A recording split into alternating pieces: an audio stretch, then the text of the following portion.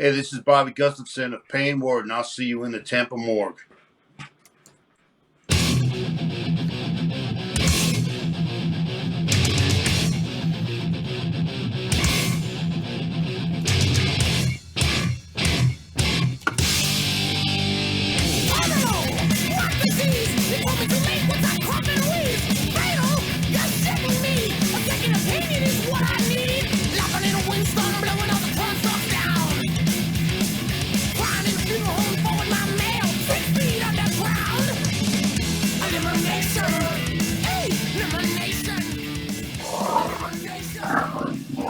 What's up, and good evening, good afternoon, or good morning, whatever time of the day you're listening to us. Thank you. This is Tony from the Tampa Morgue, and I am with Ed Webb. What's up, Ed?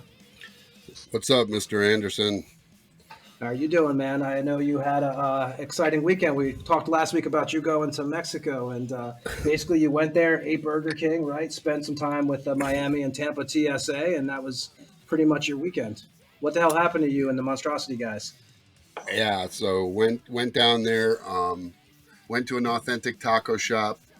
Guys persuaded us to leave this awesome thing because they thought we wanted American food, so we went to a Burger King.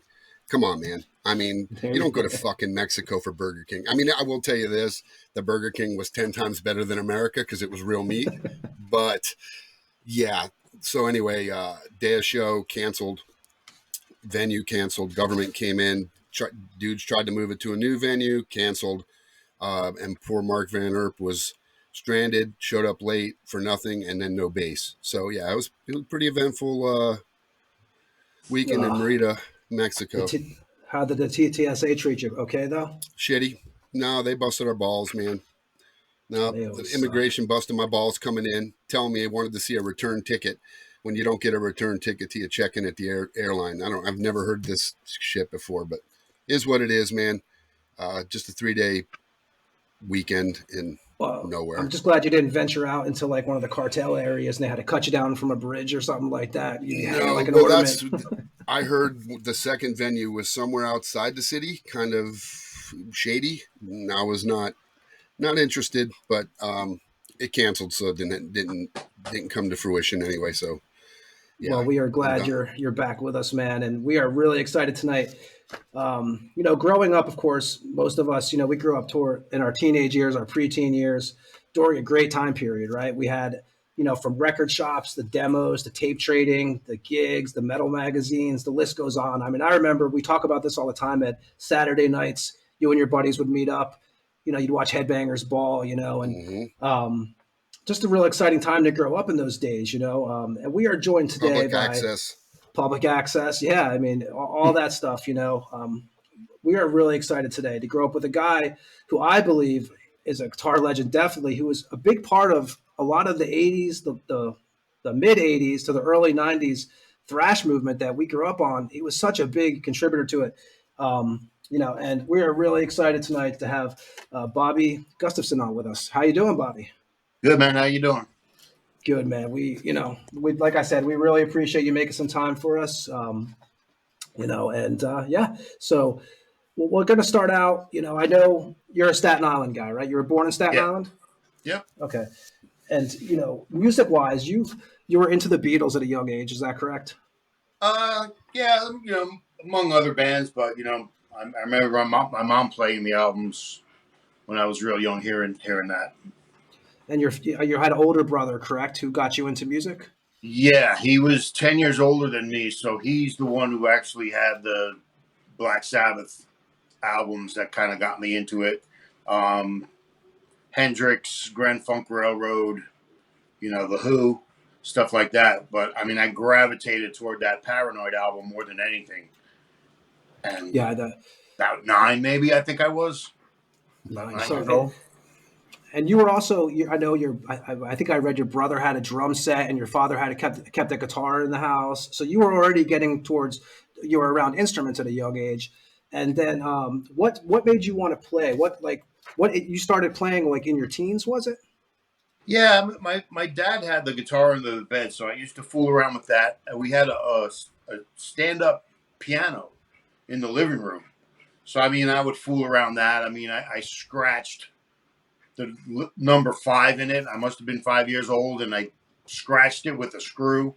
So I was always like at that thing, like messing around, banging on the keys and whatnot. My brother had like a half-ass kit down the basement. I thought I was going to play drums, because the guitar was a little hard, and then I just didn't like the drums. I went back to guitar, and then just stuck with it. Now, your first guitar, I believe, was what? You picked up your first guitar. It was from a place, I don't even know if it exists anymore, but Sears, right? Was your first? Yeah, it's either Sears or like J.C. Penney. Remember, we used to go to Penny's. It was by my grandmother's house, and they used to have that thick catalog, and the guitars were in the back. It was like $25. Yep. And I mean, that was like a step above the guitar that my father had. But I was in the punk band at that point, and we were rehearsing, and another band was coming in after us, and they saw that guitar, and they just started laughing. And I was like, I got pissed off. So I kind of I got a summer job with my dad and saved up and got that Strat, that black Strat that I always had back in like 81. And that was a real guitar, my first guitar. Yeah, so your first, and the punk band you're talking about, that's the Dropouts, correct? Yeah. Okay, so that was what you were, was it 14 or 15 at that time period? It was still high school. I didn't graduate high school yet. It was probably, about 15. I think 15 to 16. What guitar players were influencing you at that time? Well, I totally loved Tony Iommi, but then like by 77, punk rock just like took off. So I remember like the Nevermind the Bollocks album, we were playing over and over and over, just listening to that. Then I kind of discovered like AC/DC, and then found it was kind of stuff was real easy to play. So I started learning that stuff, and that like kind of took me away from, by 78, it kind of took me away from the punk rock scene, and started getting into AC/DC, and I would jam with some friends. I got good enough to jam back and forth with friends, and we would just trade off solos, playing blues licks or whatever, and it developed from there, and just getting into the metal. And then full blown by the 80s with Priest and Maiden. Yeah, the Maiden. I mean, the first couple of Maiden albums, right? That was just when you first hear that, that's like a game changer.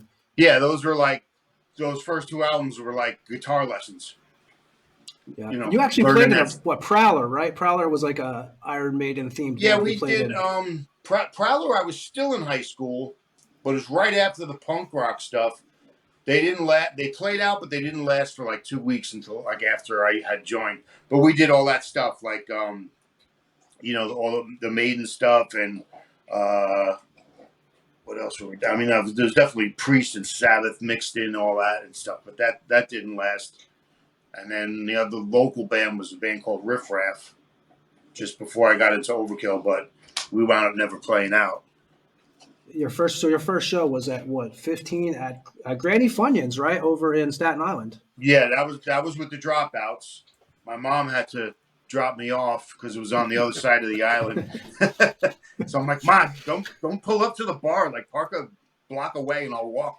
I carried my amp and my guitar and I went in there. But we did 2 shows with that. It was mostly all the jocks from the high school came, and that was the first one at 15. And then I think the next time I played out live probably was with Overkill. Okay, so that whole so Staten Island, 70s, late 70s, that was disco. That was a lot of the that whole music scene back then was more of a disco driven time period. Yeah, correct? I think even the club L'Amour's in Brooklyn started out as a disco before it went all rock. Yeah. Yeah. So, and so obviously you mentioned Overkill. So you responded to an ad, right? Because back then we had Rock Scene, the New York Rocker, the Village Voice. There was always those magazines with ads in it you would see for musicians and stuff. And was it a bandmate was that Rich Conti from the Dropout? You guys both replied to the ad? No, I think that guy Rich was in the band already. And they already had 2 guitar players. Even before that, they had Danny Spitz. Yeah. But I had another friend who was actually trying to take Rat to join his band. So he went and auditioned, trying to convince Rat to come to his band. And I just happened to mention to him that I was looking to join a band. And he said, well, he goes, I'll talk to the Overkill guys. He goes, I'll give them a call and set something up. So he set it up, and I went and auditioned for them in Jersey. I got really lost the first time, so it was late. I couldn't find Dee Dee's house. And then the second time, we went to the other guitar player who was still in the band. We went to his house. He was a little closer. And I auditioned, and that was, I think, probably like November 82. And they were doing cover songs because basically Overkill was a cover band. So what did they send you to learn? Like, did they say to you learn these 3 songs or? Yeah, I learned. It was like Priest, Maiden, Sabbath. I mean, okay. And then maybe a Motorhead song, but that was all the stuff we did, for like an audition. But that was all my favorite stuff anyway. So, yeah, so I joined, and then the other guitar player quit. I brought my friend in from Riff Raff. And then he just disappeared in a week or so. So I just said, hey, I'll handle it myself. Let's just keep going. I'll do this, and started writing. And that was it. Was that hard to convince them at first to run with one guitar player? Or did they have it set in their mind that they wanted to have 2? No, I mean, yeah, it was never really, they really didn't say, hey, we'll do it for now, but we'll look for another guitar player. It was never like a question. Okay. Yeah, okay. We just did it. So you guys, when you were practicing in your basement, weren't you? And you were doing a lot of the shit out of your own basement back then. Yeah. The first 2 years were down my parents' basement. They would drive over from Jersey. Blitz would come down either from Suffern, where he lived, or he would come from Manhattan after work or college or something, and come. And we'd practice till like 10 at night. We'd get like 2 hours in.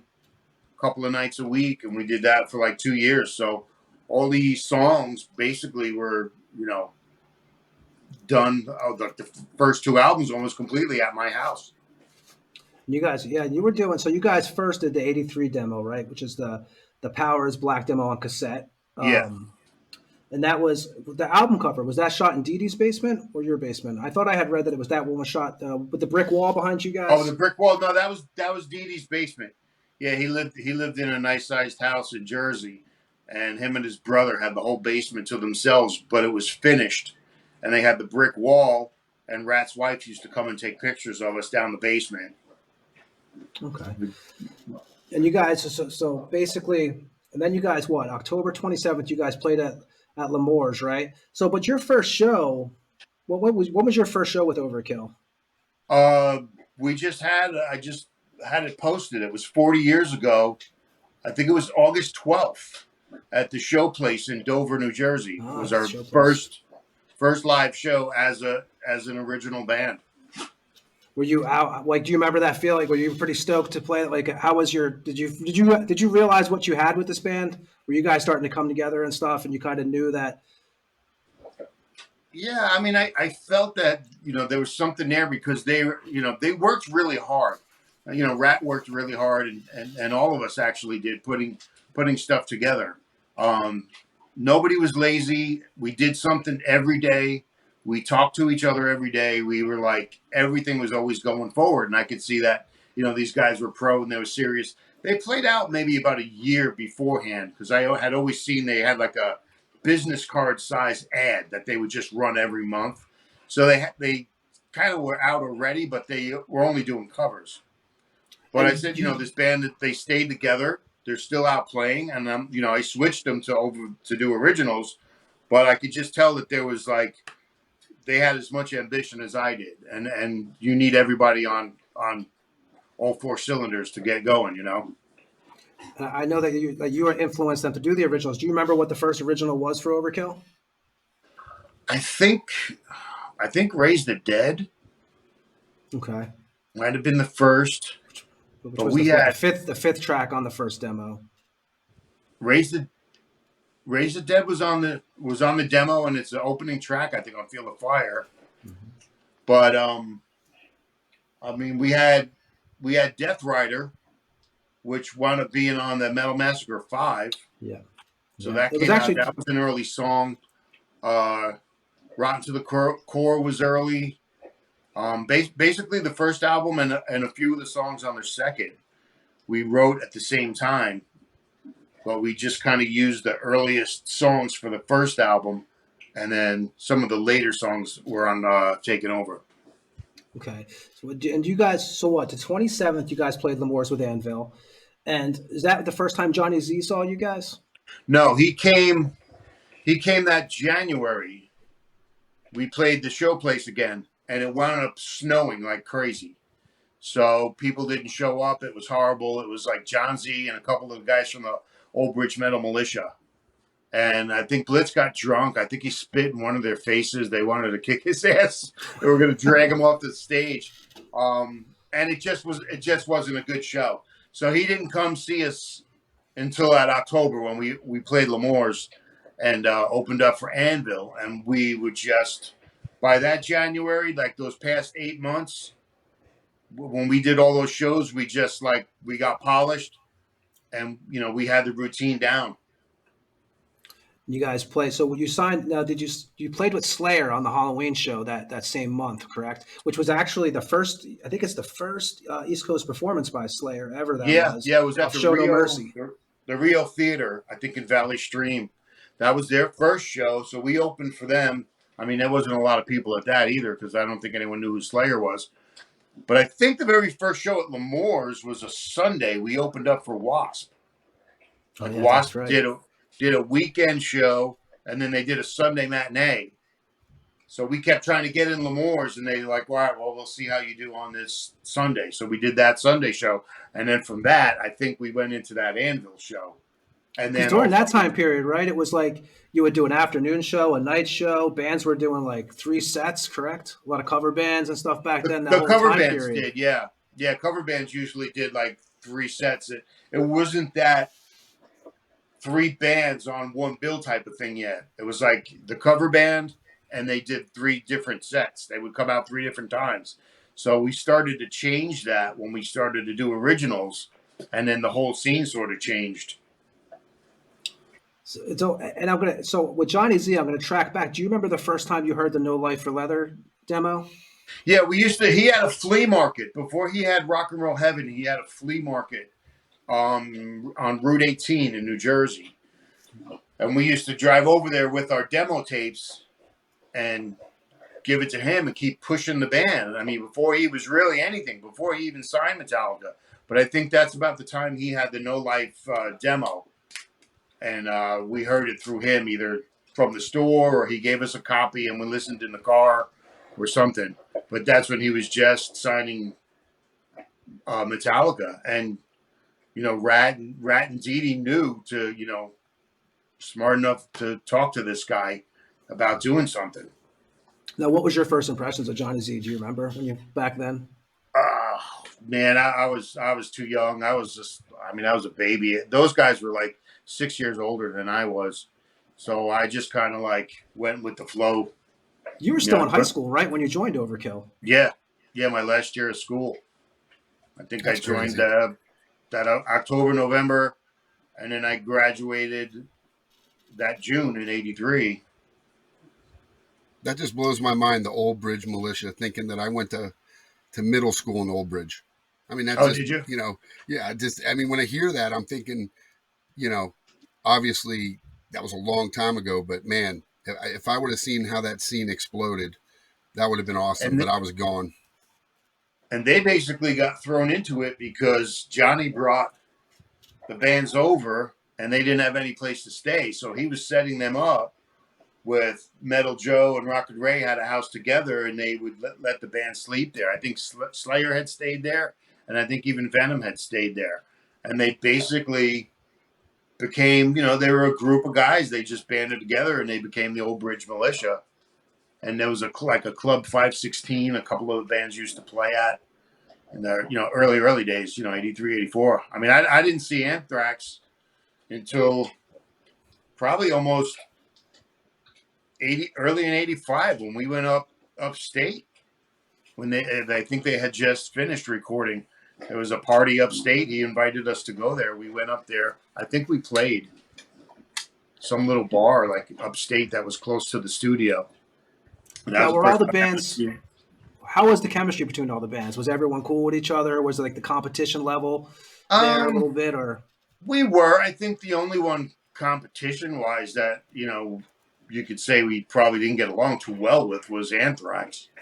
But we went and played Europe together on that Headbangers With Agent tour. Steel, right?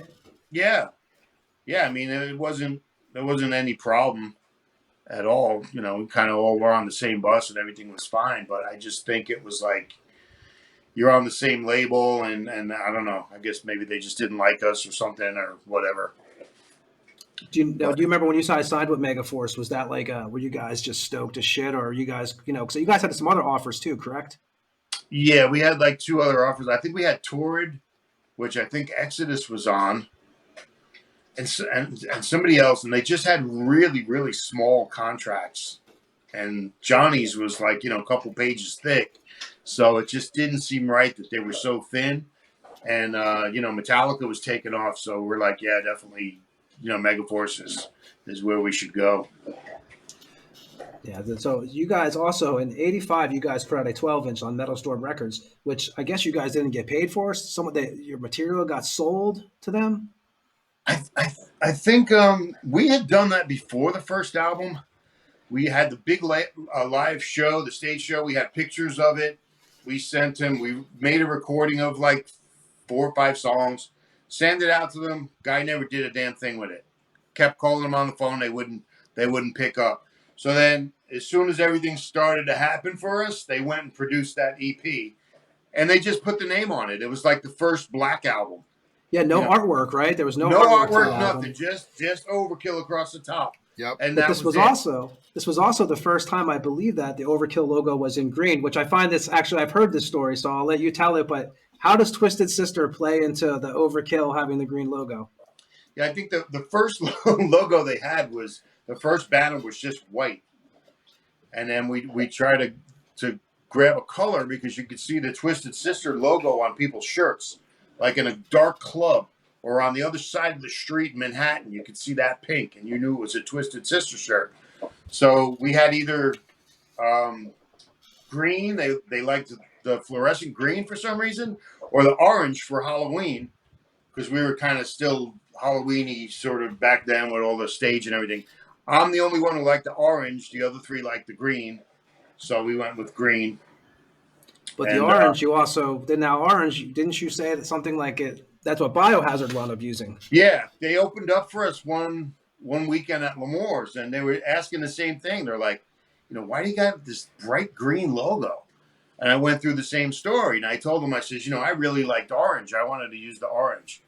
And the next time I seen Biohazard, they had the big orange logo. I'm like, oh, they took my advice.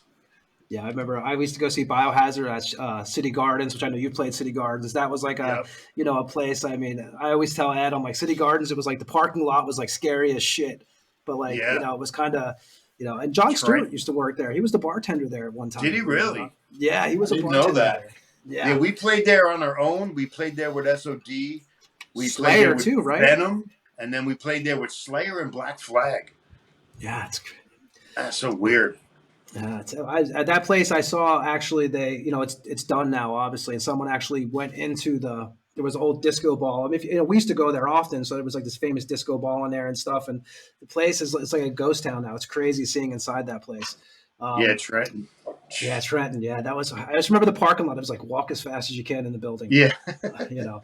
But so '85, you guys Megaforce. You guys did Field of Fire. Which is this true that it was actually supposed to be called First Blood? That album. I don't remember that. That might have been like a song title or something. Yeah, I'd heard it was supposed to be called First Blood, and you guys did that with Carl Kennedy, right, of the Rods. Yeah. How was working with him? We went up there. We practiced for like a week. He wanted us to do pre-production on our own in the attic of a music store. It was like so hot. It was August. We got held back because of SOD. And then TT Quick was before us. They did their album. We were brand new to the studio, like in that sense, where you're doing the full album. We went from being in the hot attic to the studio. My amps blew, which it still seems suspicious that they blew like all of a sudden. But you always got the we don't have time to get it fixed. My sound was killer on that. It should have been on that first album, but they're like, oh, we don't have time to get it fixed. His friend comes in with 2 old 50 watts. They sounded like crap. I couldn't get a good sound out of them. We used it anyway. We did the album cover, which is a real picture, but the first take didn't come out because we were standing too close. So we went back to redo the cover again, and he started mixing. And then when I came back, my whole guitar sound changed, if you could believe it, even worse than what it was. And just being naive, he's like, well, we can't change it. It's already gone. Meanwhile, I didn't know if, you tweak a couple of knobs, you can come bring it back to what you had. So I just accepted it because I was so young. I didn't know. And, he did what he could. I guess, Johnny Z had hired him and he did what he could. But that first album could have been so much better. It always bothers me still. So that's like people's first impression, and it really should have been better. You guys were all going to all the Megaforce bands, right? Like SOD, I think, was going into that studio. Was Pyramid Studios you guys recorded that at? Yeah, we were upstate in Ithaca. That was Alex's studio, but he had Carl working in there. Johnny had worked with him. I guess, he was cheap or whatever. And then, we went back in for the second album, but we didn't use Carl. We used just Alex. Okay.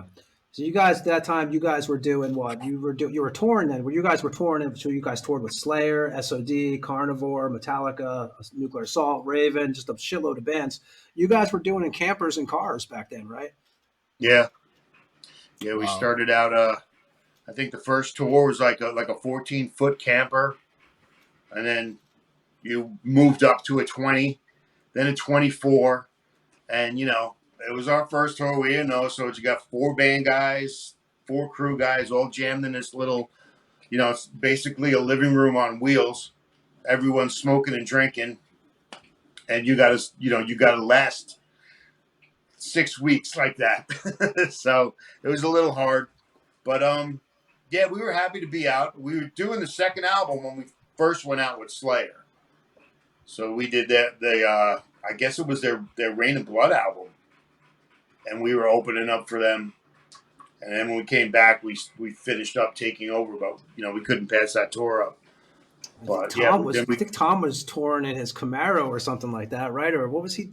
Yeah, their first tour, Tom had his brown Camaro, and I think they got stuck in Canada, and they didn't have enough money to get home. So their manager called up L'Amour's and said, "Hey, these guys are stuck. Can they do a show? Can you overpay them for this show, and they'll come back and do more later?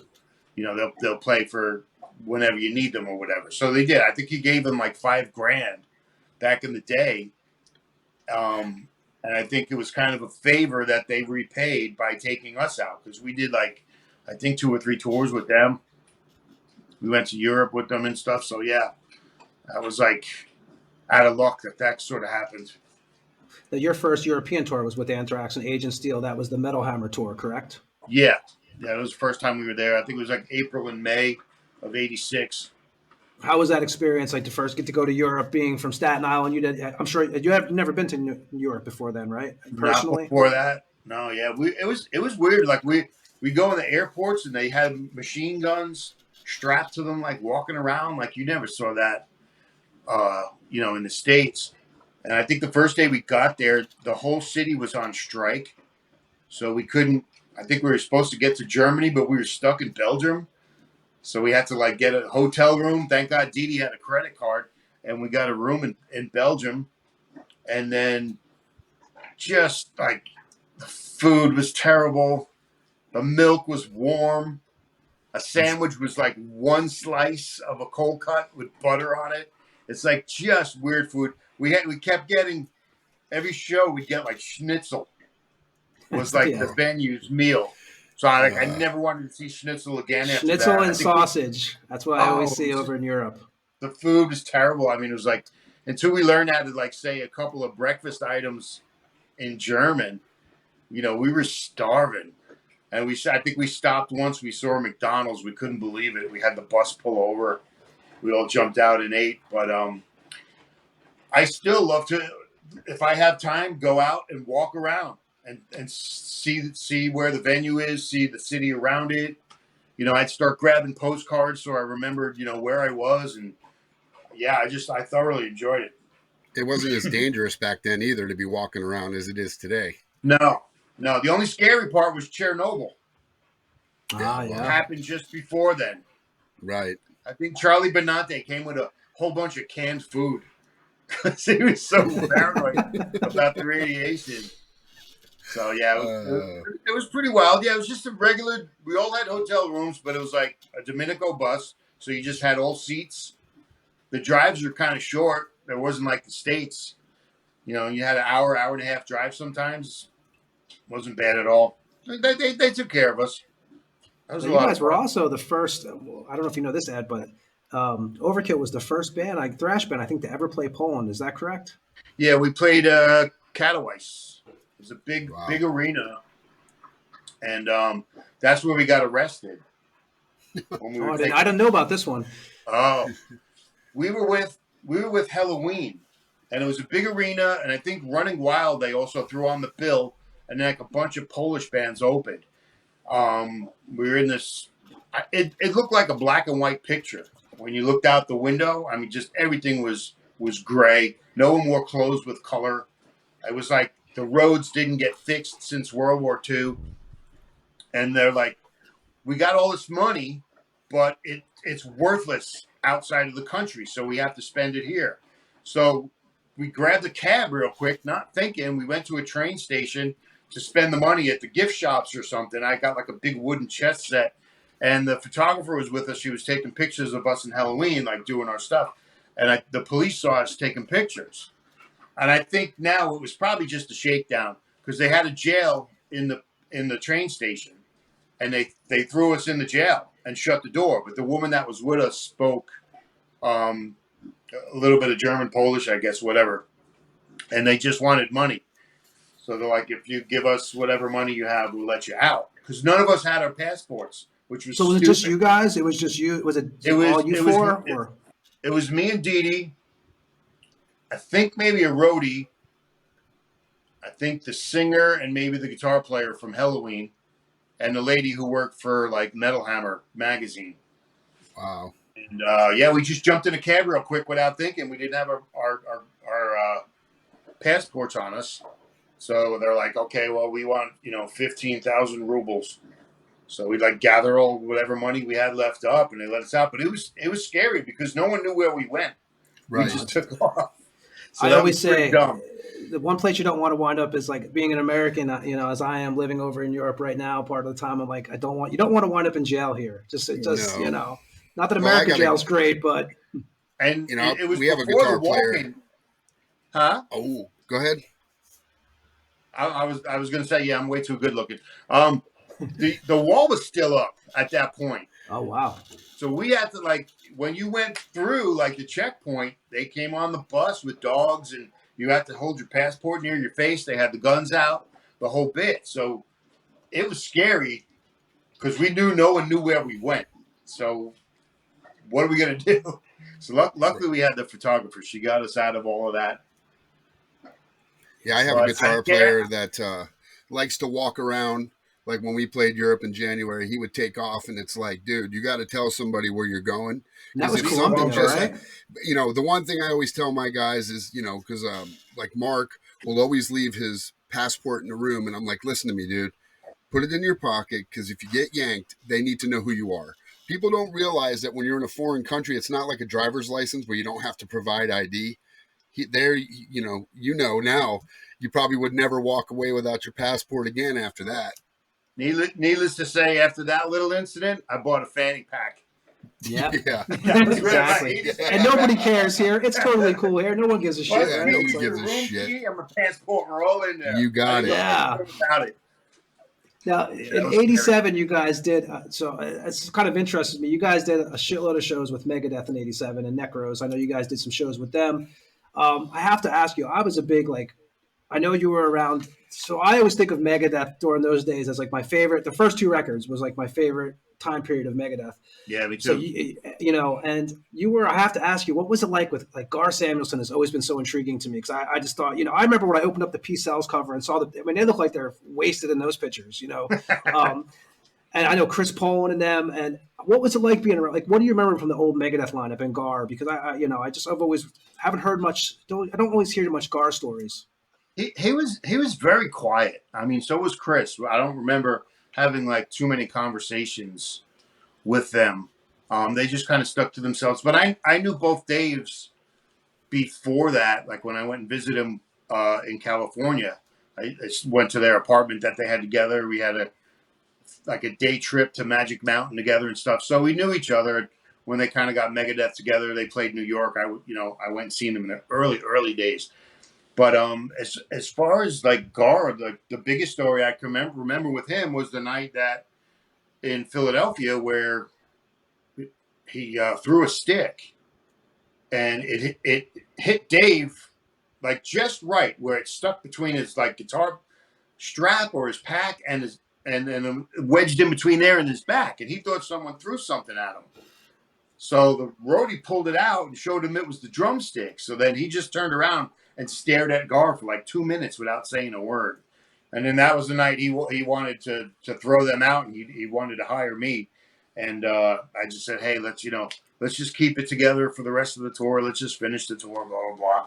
But other than that, I don't remember having many conversations with him, or like he probably stayed on the bus until he would come out and play.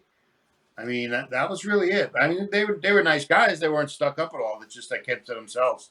How was Mustaine? Was he just like, you know, because he always, as a fan, back then as a kid, he just seemed like and I loved it. Like, it was like he was pissed off. He was just like, it just looked like he was just, obviously we know the Metallica thing with him, but was he actually a chill guy, or was he like the party animal like you hear all the time? Like, was it really that extreme with those guys?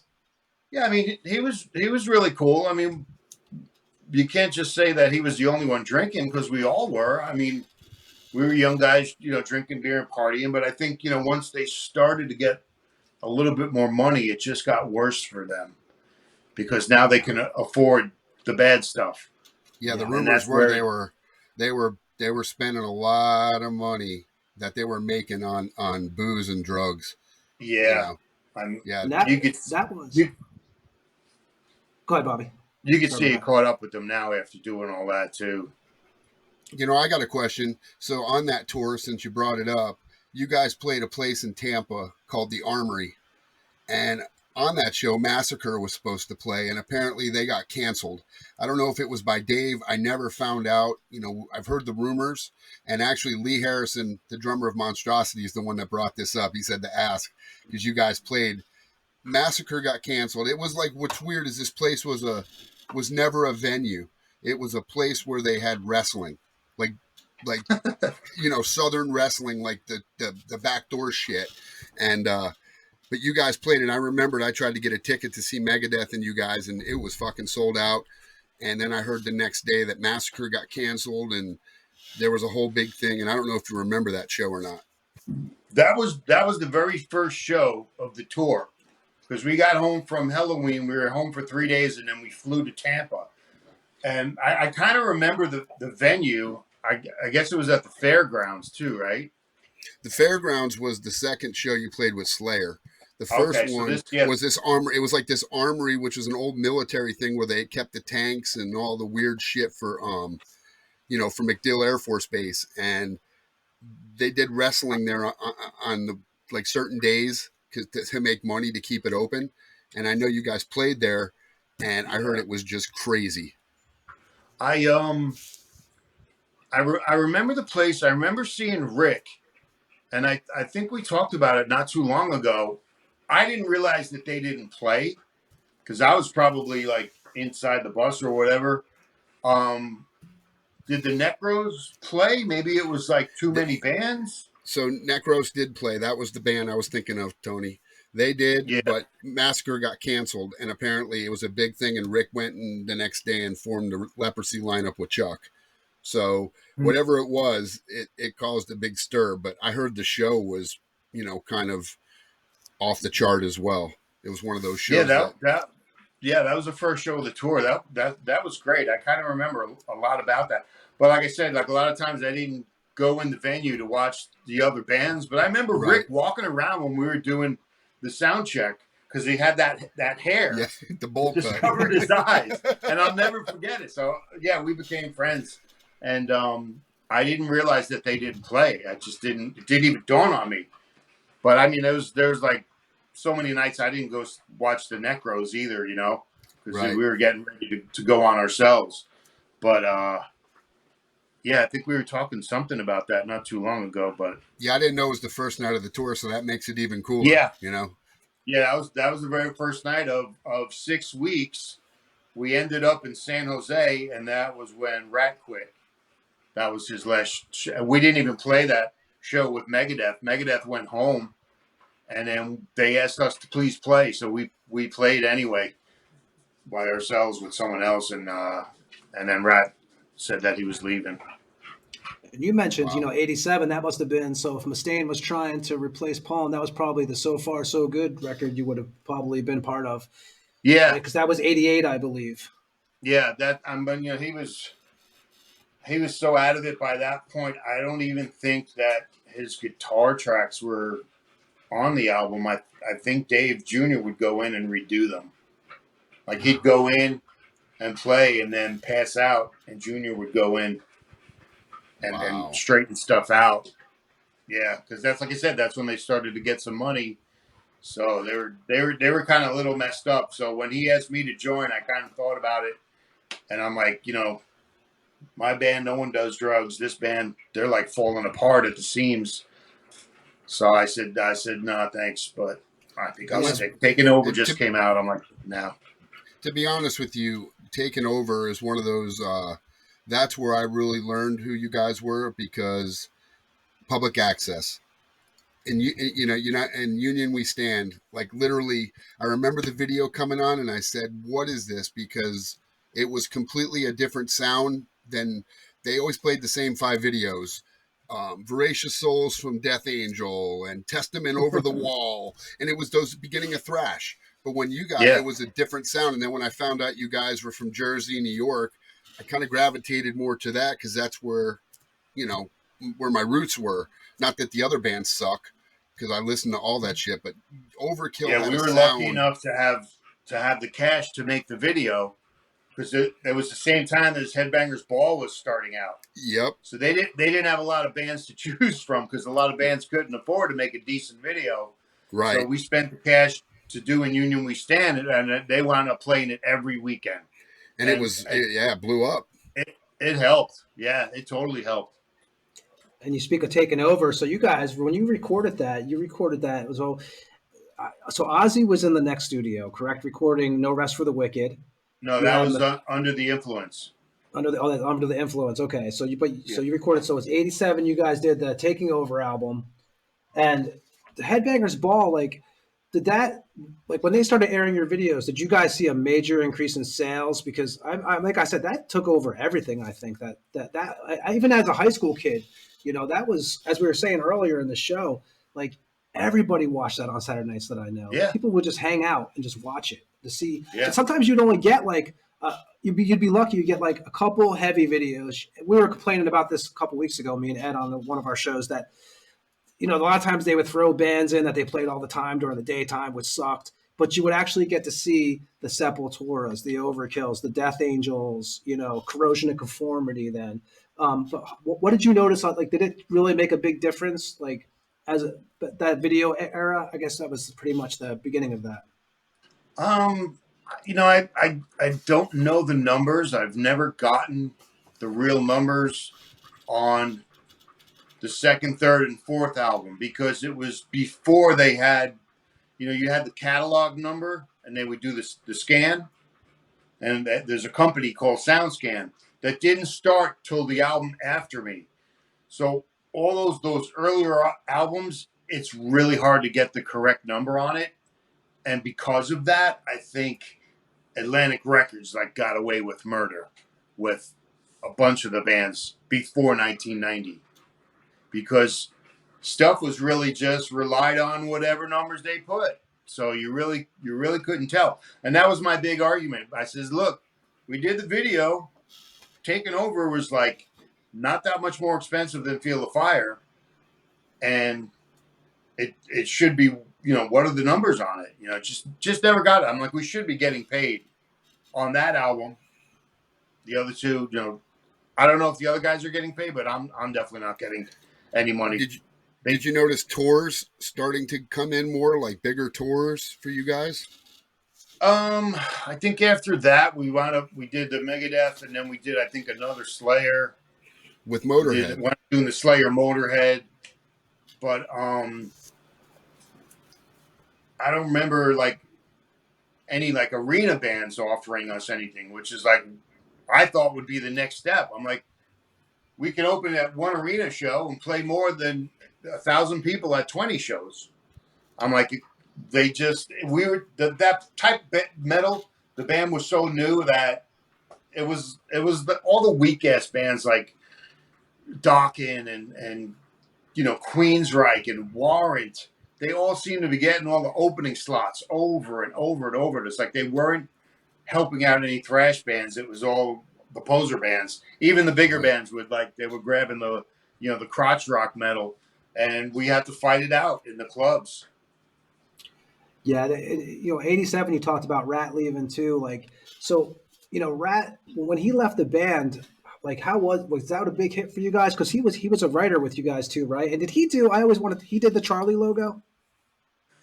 Yeah, I think him and Dee came up with that together. But the real early one, when we finally got to the point where we were doing the album, we had a real artist do it. But they had the skull and these really cheesy wings that we used to do on the shirts. But yeah, I mean, it was a big hit because it was the four of us from the beginning. We did 2 albums, and we were getting bigger and bigger every year. It's like, why do you want to stop this all of a sudden?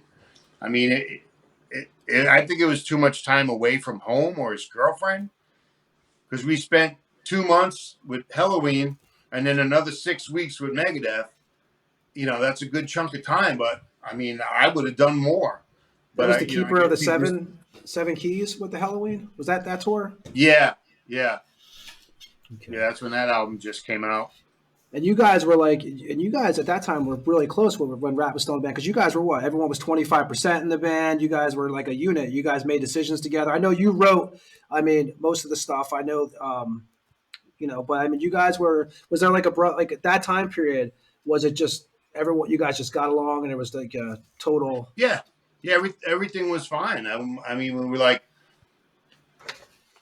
if I wrote all the songs, it's like, just because I'm the drummer, I'm not going to make any money, so rather than fight about money, we gave each other all 25%. We all shared in it because we all worked hard. So it seemed fair. But everything was fine up until then. And then was still fine up until after years of Decay. You guys, I always thought, like, I remember Headbangers Ball. We talk about that again. You and Bobby seemed like the spokesman for the band on that show. You were on there with Kevin Seal in '87, which was like I think the first host was Lemmy actually, but I think he did an episode. Yeah, but and then Kurt Loder was not Kurt Loder, but what was the guy with the puffy hair head? Adam Curry. Adam Curry. Was Adam Curry. You guys were, which we were talking off the show. Bobby's got a Dice Clay shirt on there, and we were saying, could you imagine like Dice Clay, like these? Actually, I give Dice Clay credit because he's still actually performing. I saw he was actually over in Europe opening up shows for Guns N' Roses, believe it or not, doing stand up. Who would have thought? But yeah, you guys, you did that. You were on there 3 times? On at least 3.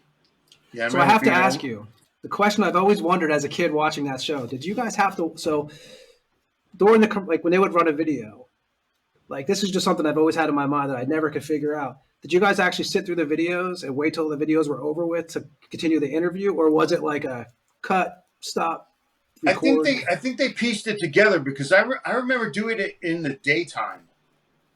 So I think they wanted probably a chance to edit it. So I think they kind of put it pre-recorded together. It. Everything was pre-recorded. Yeah. Yeah, we weren't there late at night for sure. So you guys didn't have to sit through all the videos and shit. Yeah, so it was basically like. they killed the illusion, man, because we thought, God, these guys are sitting here listening to their competition the whole night, and no, I've always wondered that late on a Saturday night we'd be drinking, so it wouldn't go over well. Imagine doing that on Headbangers Ball. That would have been right? awesome. Yes, I mean, so 1988, Under the Influence, Megaforce, and that's that's this album you were recording next to Ozzy in the next studio. Yeah, did you get to hang out with Ozzy at all, or was it kind of like, because he was doing No Rest for the Wicked, and you had Metallica right doing Injustice for All right nearby? Were all the bands partying together, or was it like strictly business? Yeah, we recorded it. The last time we had recorded up in Ithaca was on that album, and then we took it to California to have Michael Wagner mix it, and he worked at the Enterprise. We were in Studio B. Ozzy was in Studio A. I ran into him once when we opened the door to walk in. He was talking to the receptionist. I think Blitz talked to him once. He was laying on the couch with newspaper over him, saying he quit drinking and he can't sleep. I saw Zach once, like practicing some solos. I said hi, but I don't even think he lifted his head up. But yeah, James was down the street, so I used to hang out with him. We'd go out and eat and hit a couple of the clubs here and there. He came in and listened to it once we had like a decent mix and we were getting to the very end. He came in and sat in because Wagner did Master of Puppets as well, so they knew each other. So he came in and gave a listen. But yeah, that was just a cool experience because that's the first time we had an automated board. Because Alex had the old board that was hands-on. We saw this SSL board, $1 million board that does the work for you. Like the faders move by themselves if you program it, this, that, and the other. So we flipped out about that. So that's why when we went to do the next album, we went to a studio that had the same type of board, not that old. You got to mix by using your elbows and your knee. Yeah, Under the Influence was a great record, man. That was a Billboard record too. I think that was like 142 on the top the Billboard 200s even. Taking Over got up in there too. That might have been like 88 or 44 or something like that. I know it went up. I've got it somewhere in the Billboard magazine. Hello from the Gutter was on Beavis and Butthead, which I think had that was pretty cool. I didn't even know about that. I'm just sitting there one night and the video came on. Yeah, I was living in California. And there was actually a different cover to that album, which was basically kind of the same, but there was I think there was 5 or 6 more individuals in the original cover that I think it was about 8 years ago they released a photo of the original cover to that. Yeah, I don't know where they got a hold of that, but yeah, the original one that I came up with was, the Bat's pulling the bar back, the kids are coming in, he's got the eyes, he's zapping them with the eyes, and then from a regular T-shirt, they would wear like another band. So I was trying to get like a kid with a Metallica, a Motorhead shirt on, AC/DC. Like after he got zapped by the bat, he turned into a metalhead. But then they just thought it was too childish. Oh, because I was wondering why they didn't use that. They got rid of him and just kept the one little kid by himself. The average looking kid, they should have took him off completely. Would have looked a little better. And you guys actually, I believe the song Never Say Never was actually about Rats departing the band, wasn't it? Oh, I have no idea. It could be. Yeah, I believe that's probably Blitz's lyrics. And that was also the first record with Sid on drums. Yeah. How did you guys find Sid? We had a sound man and a light man from upstate. And he was illegal still, I think, at one point. He married someone to stay in the country up there, and then he was friends with the lighting guy. He didn't come to the first audition. We had an audition at L'Amour's because we were playing the Christmas on Speed, and then we had another small tour with Testament Open, so we needed a drummer, so we grabbed this kid, Mark, and then he was just a pothead on tour. And none of us smoked. So when we came back, we needed to find someone else. And then they said, hey, why don't you just try Sid out? And they're like, he's not a thrash drummer, but he's just a great drummer. And like he wound up being a great thrash drummer too. So yeah, he auditioned and we kind of was like, yeah, he's got it down. So we stuck with him, and it just made us even better because his timing was great. He played the same thing twice. I mean, he was very, very steady as far as his playing, and that made us tighter live, which is the one thing that we needed. And he totally stepped the game up for us on the third album. And you guys toured it. I know Ed mentioned this earlier, and this was '88. I believe you guys toured with Motorhead and Slayer that year. What was how was Lemmy? You know, I got to meet Lemmy a couple times, and it just seems like it was awesome. You know, but that was from I've only met him a few times. But how was it touring with Lemmy? Lemmy's great. I mean, I was just like honored to be with the guy. I was honored to watch them play every night. They were, you know, professional. He drank like crazy, but still was able to function. And I mean, I wasn't intimidated by him. I was intimidated by his accent, because when I tried and talk to him, I couldn't understand him. So I didn't want to ask him any questions, because like talking to Ozzy, I would just stand there. I was like my grandfather had like such a heavy Italian accent. He still had it until he died. I could not understand him till like a few seconds later. I'd have to think about what he was saying or what the answer would be. And it was the same way with Lemmy. His accent was so heavy. Sometimes I would just like smile and shake my head. I'm like, oh yeah, okay, and then just walk away. But yeah, he was great. That was a great tour. I saw that tour. That was the one you played at the fairgrounds in Tampa. And that was the fairgrounds show. I remember when you came out, I was just like, holy fuck, man. And somebody's leather right in front of me when you came out caught fire. And I was just like, nice. I was like, this is what because I had been to local shows. That was my first real big metal show, because they didn't come around. And when they did, usually they were smaller venues and they sold out. And I saw that. And that was Slayer when they were in South of Heaven. And I remember just Lemmy coming out and then Tom walking out, and they're playing the intro to South of Heaven. I was like, this is probably the best show I've ever seen in my life. And it was great. We did, you know, mostly bigger places. I don't think there were too many clubs. There were like more theaters and stuff like that. I think Daytona, we actually played the arena there, which was like the biggest one so far. But you remember the Cameo Theater in Miami? Yes. That was another one Lee had told me to say. He said apparently something happened down there. I don't know what he meant by that, but he said, ask him about the Cameo Theater in Miami with Slayer and Motorhead. And I was like, I mean, I think something happened every time I was at the Cameo Theater. But yeah, I saw that a couple years ago. I was in that neighborhood and I went by. Someone said it's like a dance club now.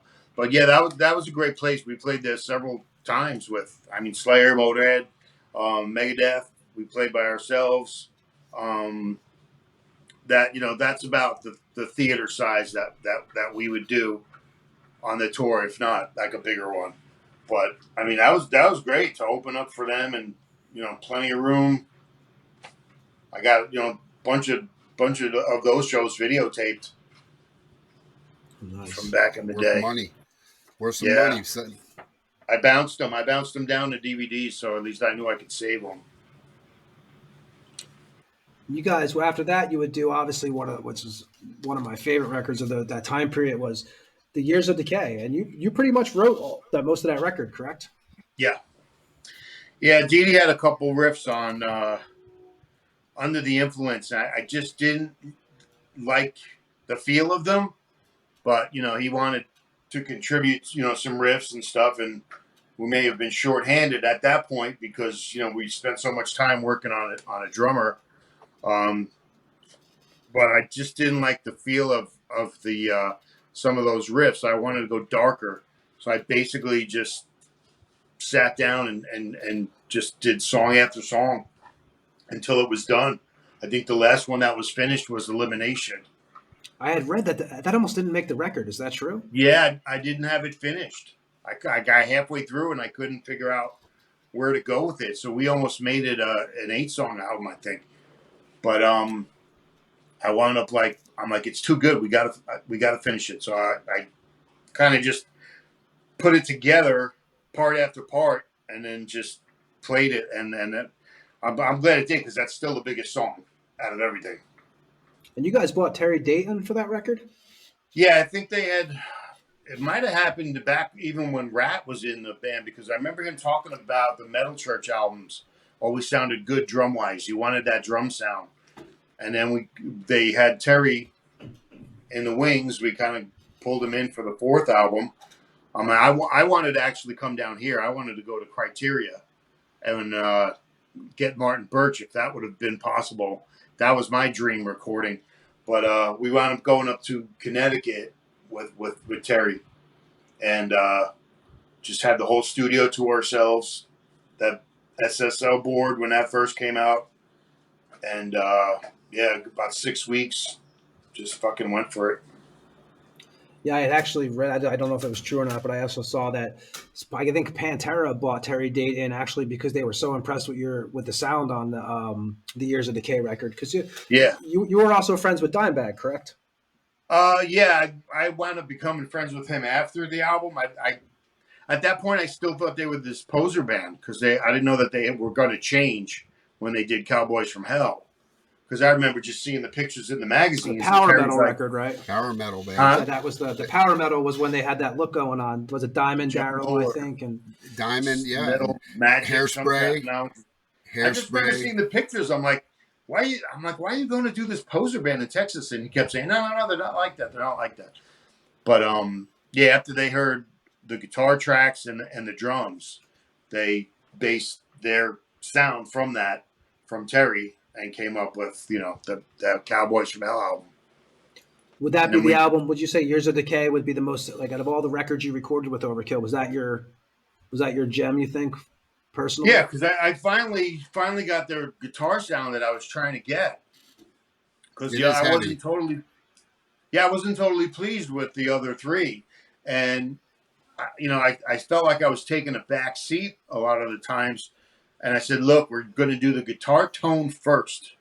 And I'm going to get what I want. And then we're going to build the rest of the band around it. So if my guitar frequency is in the way of something, like a kick drum or the bass or whatever it is, move it around till it fits. And Terry was like, sure, no problem.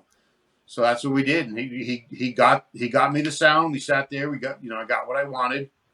And I mean, it's just like it's still getting praised today, and I'm like, I can't believe that. But 30 plus years, it's still the guitar tone mixed with the bass tone, mixed with Bobby's vocals. It just, I mean, of course the drums, but I mean, just those three things right there were just.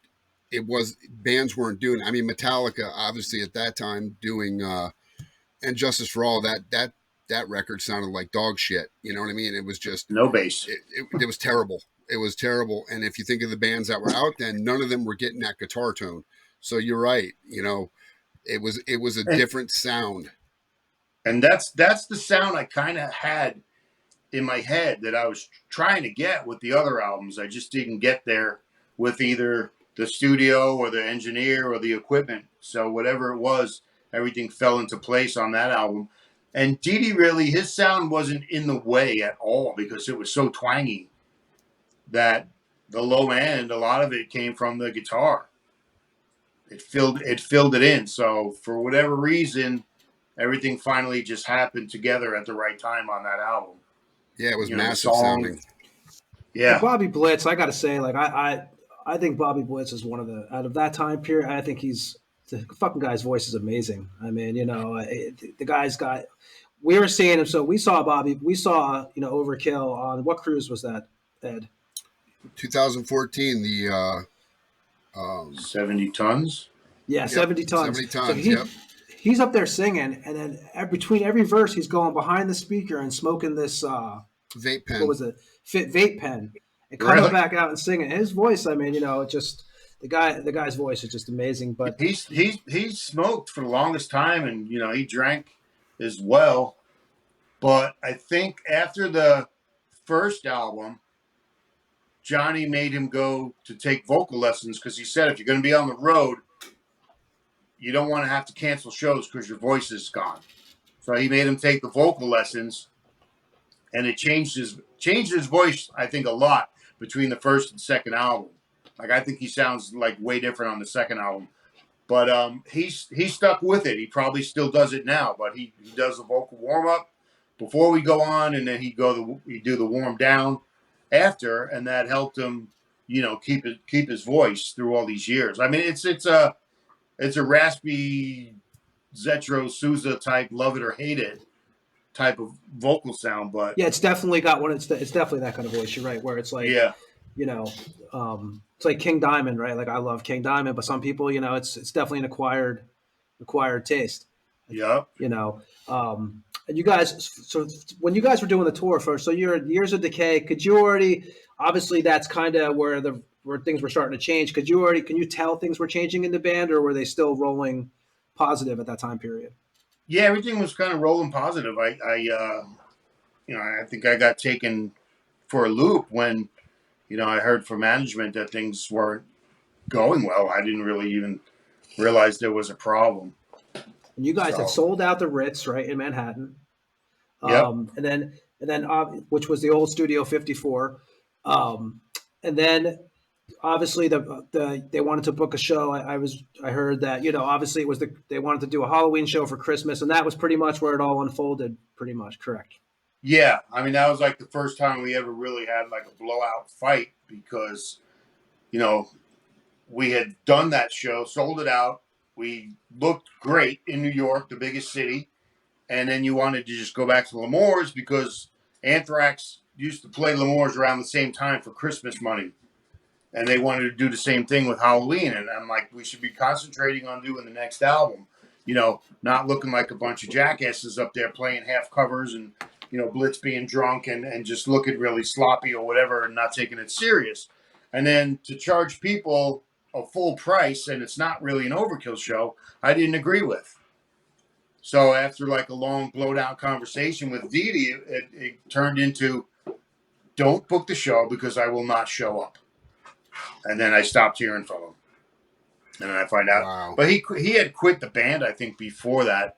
For some reason, he just like, I don't know what they were up to. I don't know if they were trying to see if I would quit. Like if he said he quit. So, it turned into like the managers coming to tell me and saying, oh, there's a problem. I'm like, what the fuck he's talking about? So I'm trying to call Dee for the past 2 weeks. He won't pick up the phone. I'm like, what's going on? They're like, well, you should come in. And they're like, oh, well, he wants you out of the band. I'm like, he wants me out of the band? I was like, he freaking quit. We let him back in. Now he wants me out. I was like, how does that work? So I think in the bottom line, it just like it became money because we were getting a big merchandise advance that was supposed to come in.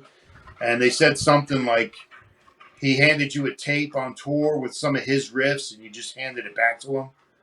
But we were on the road and I didn't write on the road. I wrote at home. So I guess he got insulted by that. Like, oh, he's going to do another album. He's not going to let any of my riffs on. So the managers were kind of like, well, why don't you write half an album and why don't he write a half album and we'll pick the songs? I'm like, I'm going to let you guys pick the songs on my next album? I'm like, no. I said, right. I just wrote 4 albums. Each album doubled in sales and got the band bigger than they ever were. We're at the pivot point where we can go over the edge. And then you want, 2 club owners to pick the songs out of the 2 of us? I'm like, no, it doesn't work that way. So we were saying earlier, me and Bobby, you could definitely, me and Ed were saying, when you left, you could definitely tell the difference, and like the band had changed a lot, And you were, that was one thing that was noticeable for the fans. So this is coming off the heels of that Dark Angel tour you did, right? Because that's the third time I saw you was at the Janus Landing in St. Pete. You guys opened for Dark Angel. No, they opened up for us. I mean, that's what I meant. Dark Angel, yeah, they opened for you guys. I think that was earlier in the whole episode because we were ready to do the 5th album. Right. So it was probably way after that. I think we toured earlier in the year with them and another band I can't remember. But Terror? Yeah. It was time to sit down and start writing. And did you start writing any of the horoscope? Did you work on any of the horoscope stuff or? No, I had my own stuff I was doing. I remember like Dee came over once and we went through some of the riffs like just before everything like went sour. But I think Rob, who was my guitar tech, is the one who I think wrote most of that stuff. So it's still, after all that crap, it wasn't even Dee. It was Rob Canavino. So he's the one that wrote most of that album. Oh, wow. And that was Sid's last album too, right? I think Horoscope was Sid's last album, which I think you wanted him to become an equal partner with the rest of you guys. Correct? Yeah. I was fighting with them over that because I'm like, look, he's done 2 albums, Rat did 2 albums. I'm like, he's a great drummer. We got better as a band. Let's have him be an equal partner. And they didn't want anything to do with that. So everything with them was money. I think Sid probably approached them again to say, hey, look, when are you guys going to make me a member? And they probably said no. And then that's probably why he left. And then it was like just a revolving door ever since. I think Rob did 1 or 2 albums and then he left. But, I could hear my guitar tone on that album. Okay. Between Rob having all my settings and them using Terry Date again, I said, there's a certain quality to that guitar sound. I said, if that wasn't there and he just had a regular guitar tone like somebody would come in brand new, I said, I guarantee you that album wouldn't do as good. I says, it's definitely got my tone on there still a little bit. I can hear it. And Sid told me it was true too as well. I knew I heard it. I could tell my sound as soon as I hear it. But, I guess he did a good job. I listened to the album once and I didn't hear any of my riffs. So I guess he did a good job with whatever he did on the album. Because it's like, those 2 are probably their most praised. And then you go, so 91, you go, and with a band that I actually really dug. I think they only did 1 record though. Then you went on and played with the CYCLE SLUTS from Hell. You recorded the 91 full length. I remember they had a video for that. I Wish You Were a Beer. How did you get involved with the CYCLE SLUTS? I knew the girls from the club, that whole club that were going out, and they were out playing by that time already. But they lost their guitar player while they were in the studio, and they're like, "Hey, could you come in and do like 2 solos? We'll pay you for it." I'm like, "Okay." So I just learned it, came in, knocked it out. 1 solo didn't make it to the album. And they're like, "Hey, we're going out with Motorhead. Do you want to come?" I was like, "Fuck yeah."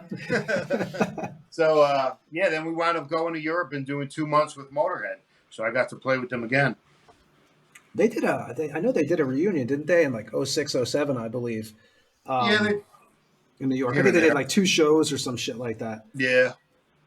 So you did that. And then after that, which was really interesting. So 92, obviously a lot of people know this, but I'll have you explain it. Hetfield, obviously the I think it was the Guns N' Roses show, right, in 92. And then they wanted you to come in and try out to basically play guitar for him, right, on the stage. He would still sing. Yeah. That was after he was burned. They called me late at night after the accident and had like 18 songs for me to learn.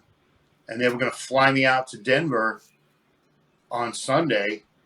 Saturday night, I had a show at L'Amour's. I didn't cancel the show. I wanted to play in the Eye for an Eye show. And I couldn't learn all the stuff. I guess they thought I knew the songs, but I was like a fan. I didn't sit there and learn all their stuff.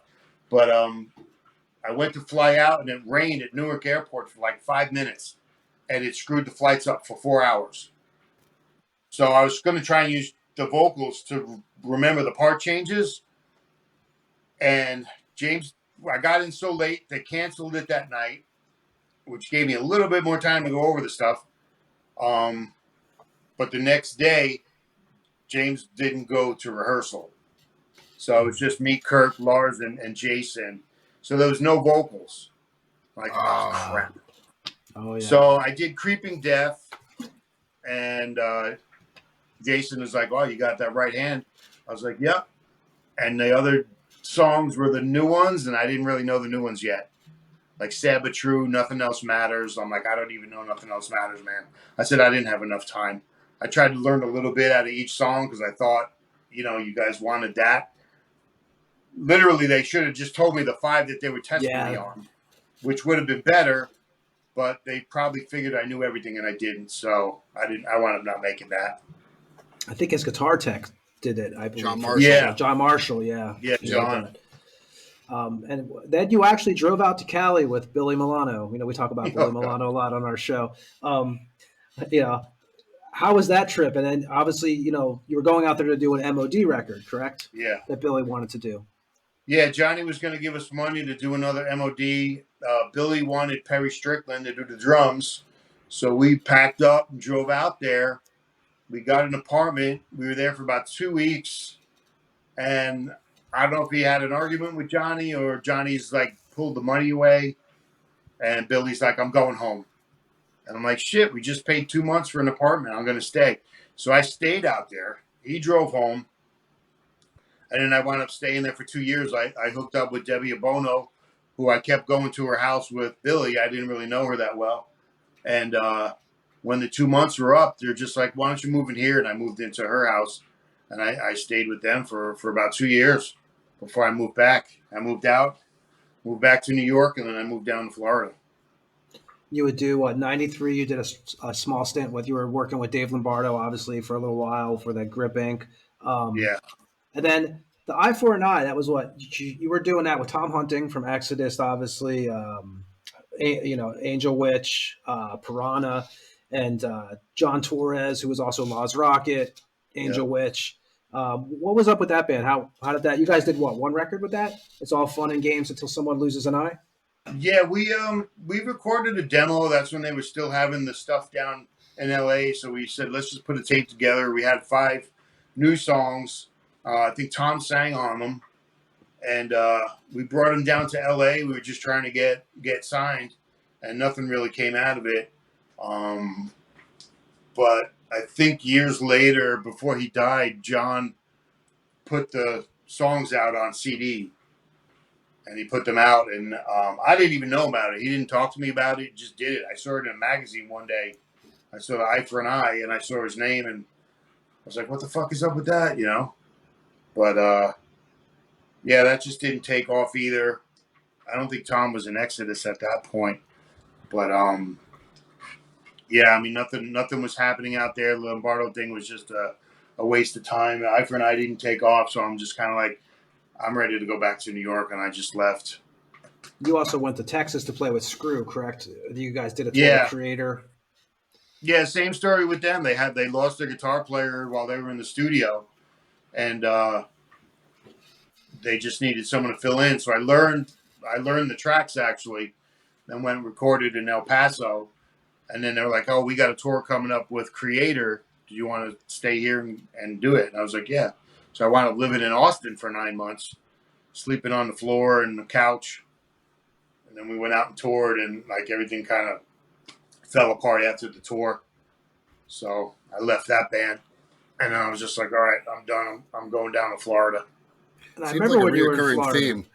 Seems like a reoccurring theme with these bands. Yeah, it's falling apart. My entire career. My entire career. I remember, Bobby, when you moved to Florida, because I was working at a venue in St. Petersburg called Venom, and I had got a Response Negative disc. It was like I want to say it was a gold CDR I had gotten, and it had featuring Bobby, was on there. That was like a sticker on there, I believe. I still have this, actually. Because what you guys were doing shows, that was around, 2004, you guys? So that's where you met up with Jim McCourt? Was that the first time you met up with Jim? Yeah, Jim. Well, Jim was... we had a different drummer when my friend Mark asked me to play. Jim was in the bay behind us. And they were kind of all friends. I was just kind of meeting everybody. And that drummer left. So we asked Jim to play, and then Jim came in and he played. And that's about the first time I actually played with him was in Response Negative. And that, that lasted for, I don't know, 2 years or so maybe. And you took some time off after that from music, just kind of stepped away for a while? When I first came down, I was just kind of living in my mom's condo because they weren't using it. And then I'm like, okay, well, I gotta go to work. I gotta settle down. I gotta get a house and get a roof over my head and stuff like that, get my own place. So I kind of like drifted off into, work and got that all, taken care of. And then within that time, I guess the only thing really that came through was Violence.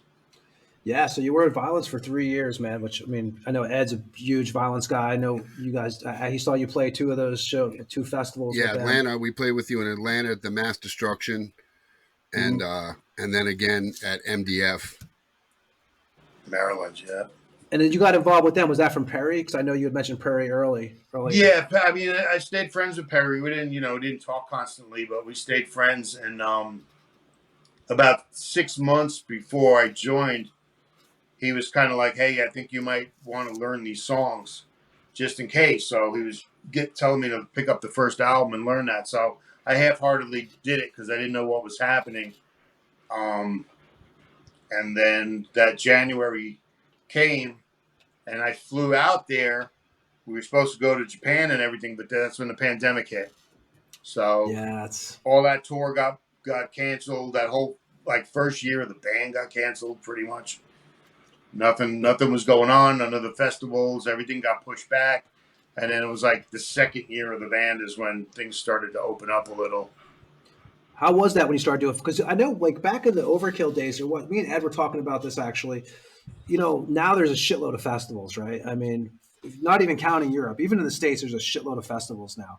Back then, there wasn't really the big festivals unless it was Dawkins or fucking those kind of Dynamo. Those bands.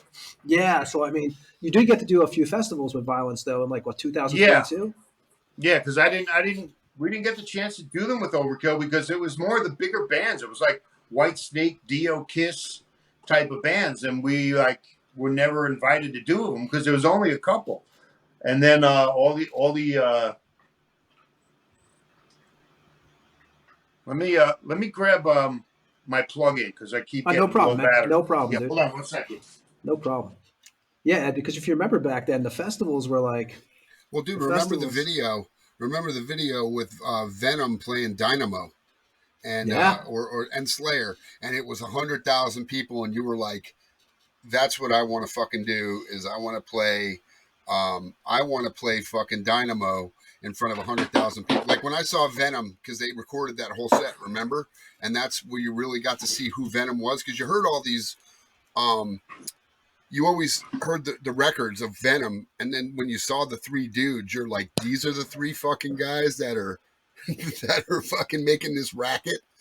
And the Dynamo, when you were a kid, you thought, I want to play that festival. Or Wacken. When I first heard about Wacken, I'm like, man, I'll never get to play that. And then, of course, getting to play it and seeing, that was on another level. Here in America, all we had was the Milwaukee Metal Fest. That was it, really. You either played the Milwaukee Metal Fest or you toured. I mean, they didn't have festival. I mean, I think later on, what was the one up in Worcester? The hardcore and metal fest. Oh, I forget what they called it. What you're talking. I do know what you're talking I about. played that a couple times, and then all of a sudden now Texas has dominating this, and California has 500. So I'm glad there's more festivals here. And then, of course, the mass destruction started happening years ago in Atlanta, which I was glad to see Violence come back because I was always a huge fan. I didn't like to see how Phil got kind of treated in Machine Head. So I was like, oh, I'm so glad that he's back doing what he originally did.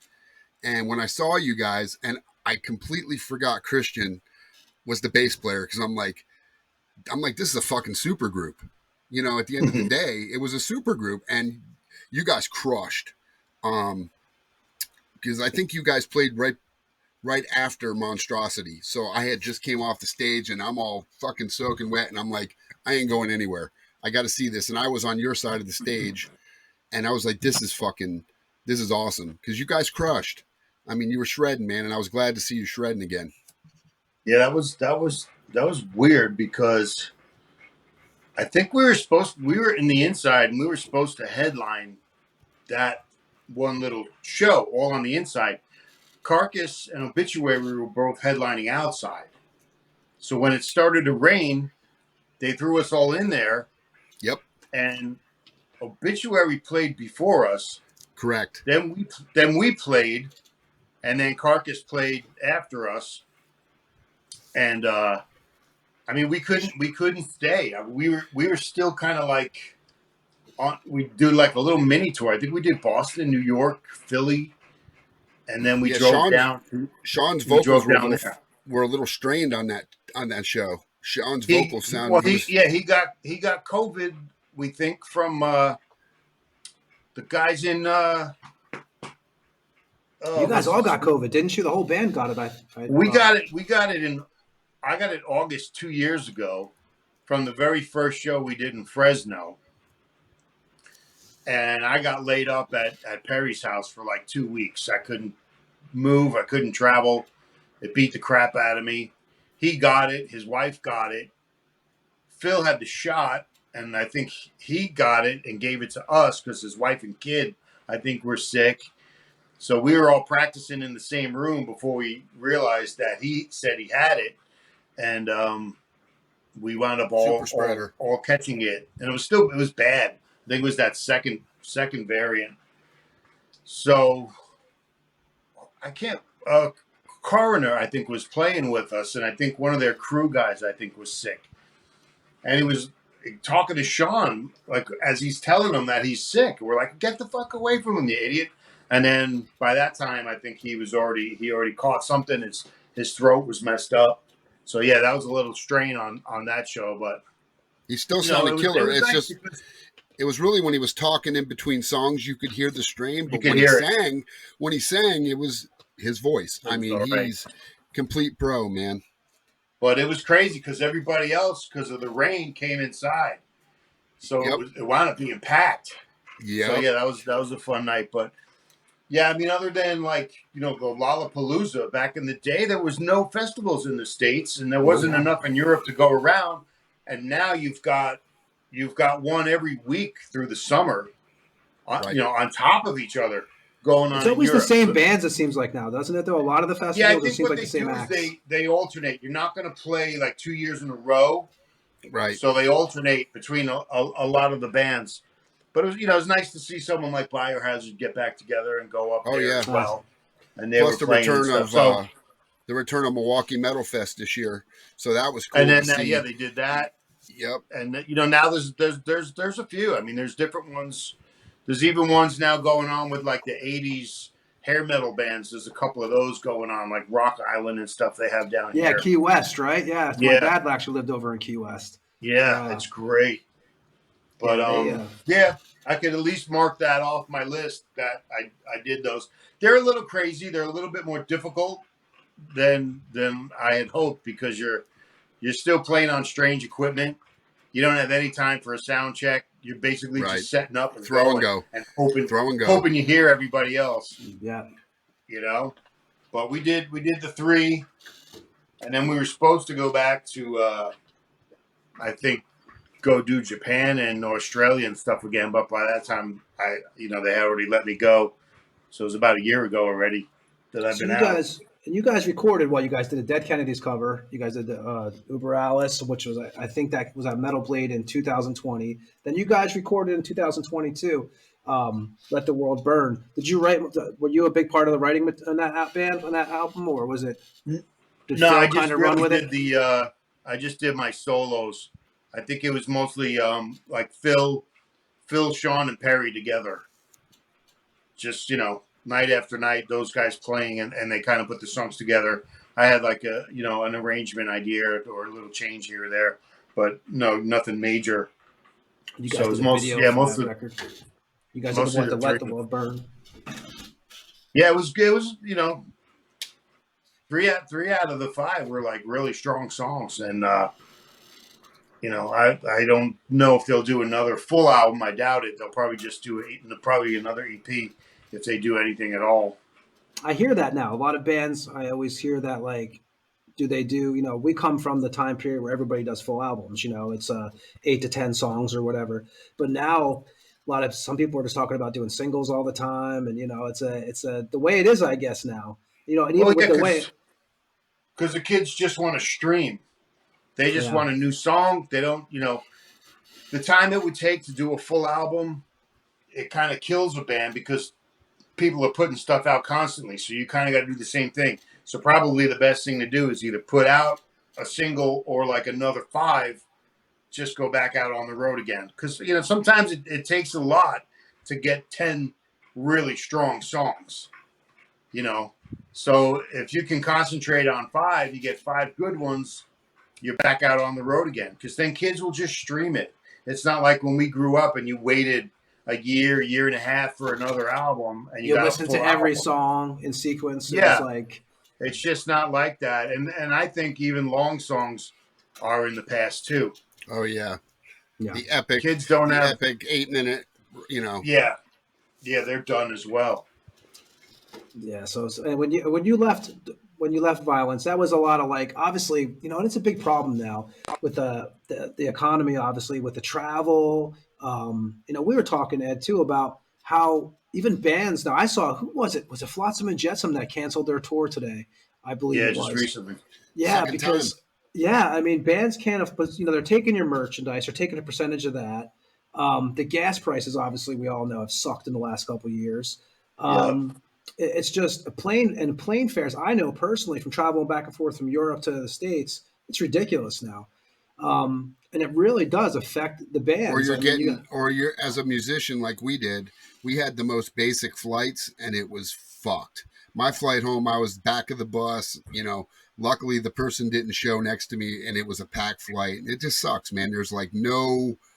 You got to pay your own baggage fees. You got to pay. It costs too much to it's tour crippling unless you have somebody taking care of it.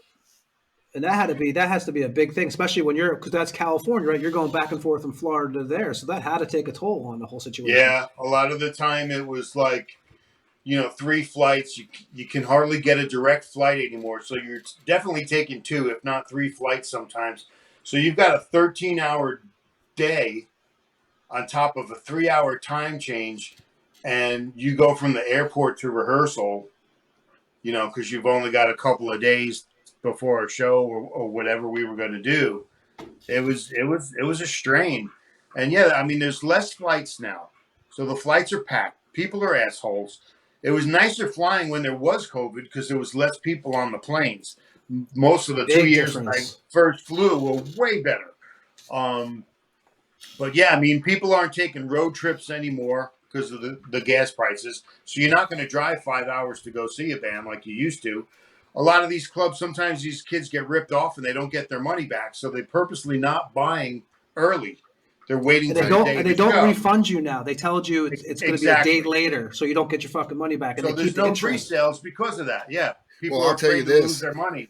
The show in Mexico, all I saw on the Facebook page was, "Where's my fucking refund?" And you know, you have to do the translation from Mexican, and it was 250 at first comments of "You fucking lied. Where's my money?" And I'm like, "Oh."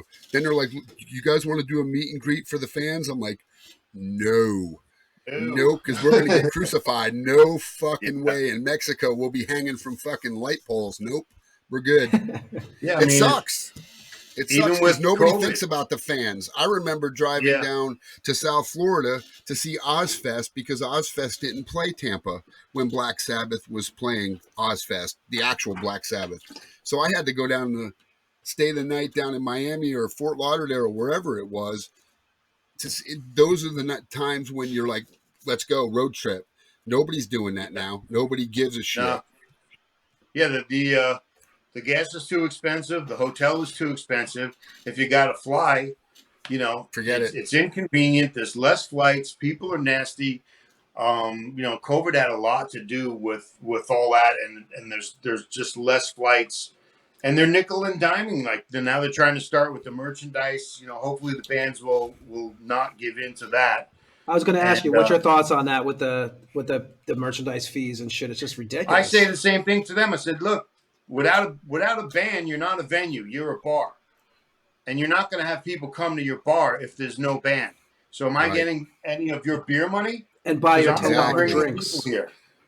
Exactly. So, what do you think? What do you think they're making more in profits on your merchandise or their beer or liquor? Yeah, exactly. Yeah, 100%. You're going to charge $5 a beer, cost you 50 cents, and then you're going to take, you know, part of my merchandise money when I'm the one who brought these people here to see you?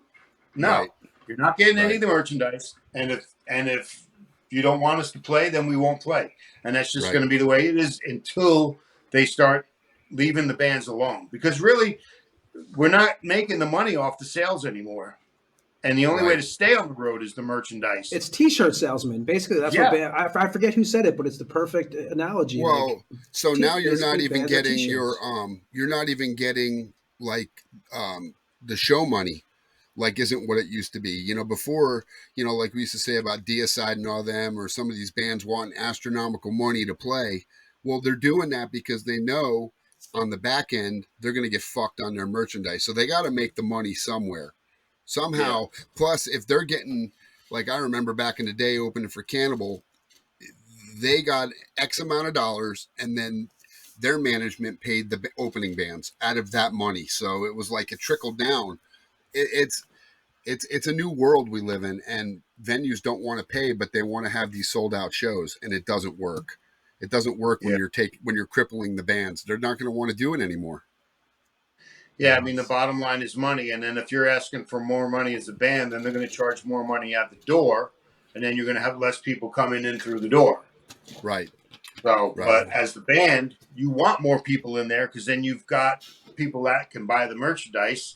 And if they got, extra money in their pocket because the ticket price wasn't so high, they'll buy the merchandise. But that's the only way you can get from point A to point B, especially with the price of gas. So every possible gouge is coming at the band from all sides. It's very, very good. Even the local bands, they got to sell tickets to play the shows. Basically, they're buying the fucking tickets themselves, we were talking about Halloween when you said you wish you were here to see them. I was going to buy a ticket a week before, and the only tickets, they were like $100 to go see Halloween at Janice Landing. I'm like, I'm not fucking paying $100 to see Halloween. Well, we were talking about City Gardens earlier. Bob, you remember City Gardens was like $5, $10 a show, and you were seeing like Overkill, Slayer, the best Ramones. Bands, the best fucking bands in the world. Yeah. I mean, and they were selling. We were packing them in, selling it out. They were making money, but just everything has gone up, and it's just nothing stops. Nothing's ever going down. No. So, it's just screwing with you. It is fucked up. But, next we're going to talk about, which I think we all live in Florida or have, we've all, and the next band Satan's Taint, which, I mean, if you lived in Florida or you live in Florida, it makes total sense because, if you want to explain the name, Bobby, which, I mean, Ed, you're going to relate with this a million, totally. So. Everyone living in Florida's got sweaty balls. There's no getting around it. Or swamp ass, as the drummer swamp said. Ass. The swamp ass. Yeah, it was just. I mean, the only mistake I think I made is I didn't realize people were going to lose their sense of humor over the past 2023 or 22 or 21. So I'm like, look, there's so many names out there. Anything cool has already been taken. It's like, might as well try and have a little bit of humor with it. So I says, I really didn't care. I didn't think we were going places anyway. So I says, let me get a name that at least people are going to remember, whether they like it or they hate it. They'll talk about it, which is exactly what happened. So to me, it was the perfect name. It's just a fun thing on the side. It's all Viking theme type stuff because you guys put out the EP, and you guys put out a 5-song EP in 2015, and you actually you act the vocalist of those. That's Dan Ortega from a band called Cyst, who I do remember Cyst from back from like a while. They've been around for a while. Old school. I mean, the second album, you guys, it was Axe to the Head of My Enemies, which had James Murphy play on it. But you, Jim McCourt, right? That's your. We're going to talk about PAINWARD too eventually. Mm-hmm. But Jim McCourt has kind of become your drum guy now. Yeah, I try to get a couple of different people, like local people that were good musicians, to all come and play on it. I was going to try and spread it out over, all the local bands. Let me call my friend up, do this, do that. We did 5-song EP first.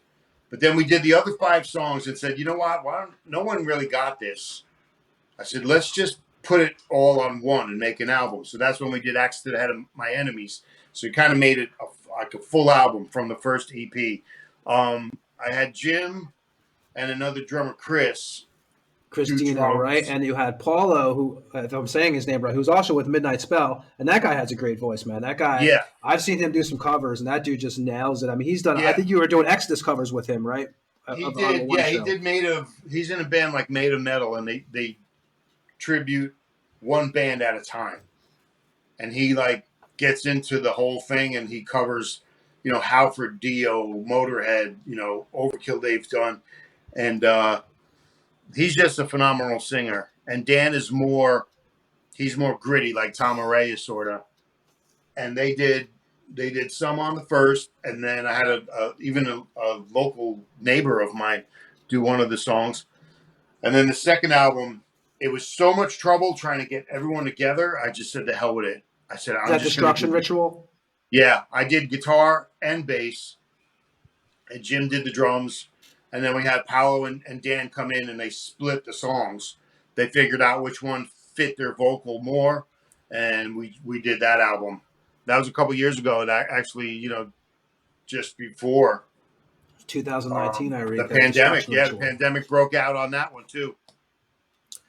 And now you guys, I'll let you introduce this band, because we actually know with Mike Borders. We were just talking. We saw him last time actually at Circle Studios, where we rehearsed at a couple years ago. But now you're doing a band with Mike and Jim, and that's PAINWARD, correct?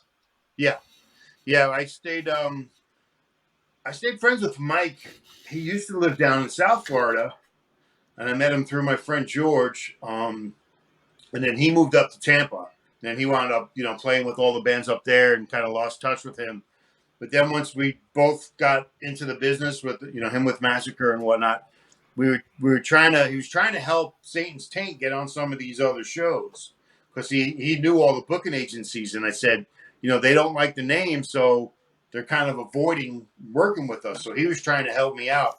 So we just stayed in contact and wound up talking all the time. And I said, well, look, I after Violence, I says, I just feel like I'll start something completely different. I said, I'll do both, but I'll do one, you know, with a decent name that people are going to like and understand. And we'll go at it as a new, fresh band. He's like, all right. So he's been helping me. He's real good with the computer. He taught me how to like work the laptop, send stuff back and forth, which I never did before. And we got all the riffs together, wrote a bunch of songs, and just kept sending them to him. And he would add the guitar distortion to it, add a little bit of bass, send it back so I could listen. And we wound up having 10 solid songs. Jim was there from the beginning, but we weren't ready for him while I was writing. So now that we kind of need drums on everything, we got him back in the picture. Have you guys plugged in a vocalist yet, or are you still looking for a vocalist? I had a bunch of people send me stuff earlier in the year, and they hacked my accounts on Facebook. And it was all in Messenger. So I lost everybody in Messenger. So I never really got a vocalist. We had a couple people send some stuff, but it just didn't fit. What style? That's what I was going to ask you. Yeah, what is the style you guys are going for? Because obviously there's no music out yet. It's like the heaviest of Satan's Taint, but we're going a little bit more thrash and less groove. So it's kind of like a mixture of like death and thrash, I would say. But it's shorter songs. Like the average is probably 3.5 minutes. No clean parts, no nice parts. Just boom, right in and right out, you know. But it's kind of, we were saying with attention spans, it's kind of, we were saying earlier too, right? Like exactly. It's 3 and 4 minutes seems to be we always say, one thing we always say on this show is, you put out an album, you got about 2 or 3 weeks for people to listen to, and they're on to the next. Like, yes, it's a fucking weird phenomenon, but it's just the way it is. The attention span isn't there like it used to be. You've got like 10 seconds of a song to grab somebody, like in the beginning. Yeah. For them to listen to it all the way through. But they're not going to sit there and listen to a 5-minute song. People will they'll listen to like 1.5 minutes, and then they'll go to something else. So, yeah, that's kind of changed a little bit. So we took away a couple songs because I wrote a couple more new ones that were better. But we've got a solid 10. I'm still writing now. I'm going to go to Jim's house tonight, and we're trying to track it with the click so he could play to it a little bit better. They didn't line up as well. So once we get yeah, that like how do you done, appreciate technology right now? Now you can just like do everything from, instead of going to a studio on, you know, dealing with like tape and cutting tape and, you know, you dealing with it, you know, your drummer's got to play perfect all the way through, like back in the day. Now it's like a whole different fucking world. yeah, I mean, I like technology. It just doesn't like me. I always have like the hardest time with stuff. I mean, they laugh at me, but That's why I yeah, it's have good Ed. because Well, like you can definitely get your guitar tone. That's for sure. With technology today, you can definitely get your guitar tone. yeah, it's easily lifted now compared to, you know, Back in the day, everything was back in the day. Yeah, you could duplicate it real easy. But there's a lot of cool things technology wise that help us to record. Like, we don't even need a rehearsal spot anymore. Jim's got his electronic kit set up. He had it here in the room. We just put it back at his house so he could work on stuff. We're just going to plug into the laptop and put the stuff down, you know, so it saves your money right there because you're not paying a monthly fee on a warehouse, and especially You're not in on the Florida. clock recording, you know, you're not like $50 an hour, $100 an hour, Yeah. fucking like watching your watch. And the other thing is the label, you're not submitting a demo to them anymore. You're submitting a finished product. So you're basically doing everything. They want all the songs done, they want all the artwork done, and then you hand it over to them. So it's Right. like it's all in-house now. So you got to have guys with you that are good on the computer, good on the internet, good with mixing and putting stuff together at least. I mean, I might still go into the studio for the guitar tracks, but yeah, I mean, before you had to play the song all the way through. Now it's like you could take Chop it up. sections, chop it up, move them around. Well, You if know, you remember it's too, the labels always wanted to hear what they were getting before you recorded it. So they wanted to hear something, whether it was a tape recorded thing of the song or you guys jamming or something. We need to hear what this is, because before we throw you money, we need to hear something. Now it's just like, just send it, whatever it is, we'll deal with it. yeah. That's such And a weird time. that's why there's oversaturation in the market, because anyone who puts something together can get it out. Before, you used to have to impress record people at your show.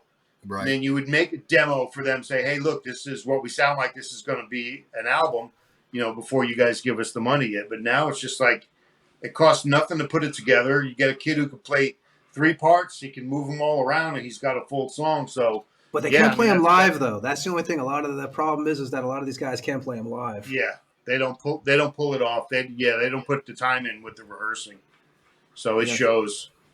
It's definitely an issue. I mean, and you guys, so you have like a kind of a window. He's probably, we're almost at the end of the year here now, so I guess it'll come out probably beginning of next year, or depending on how quick we can find the right singer, because everybody's just so critical.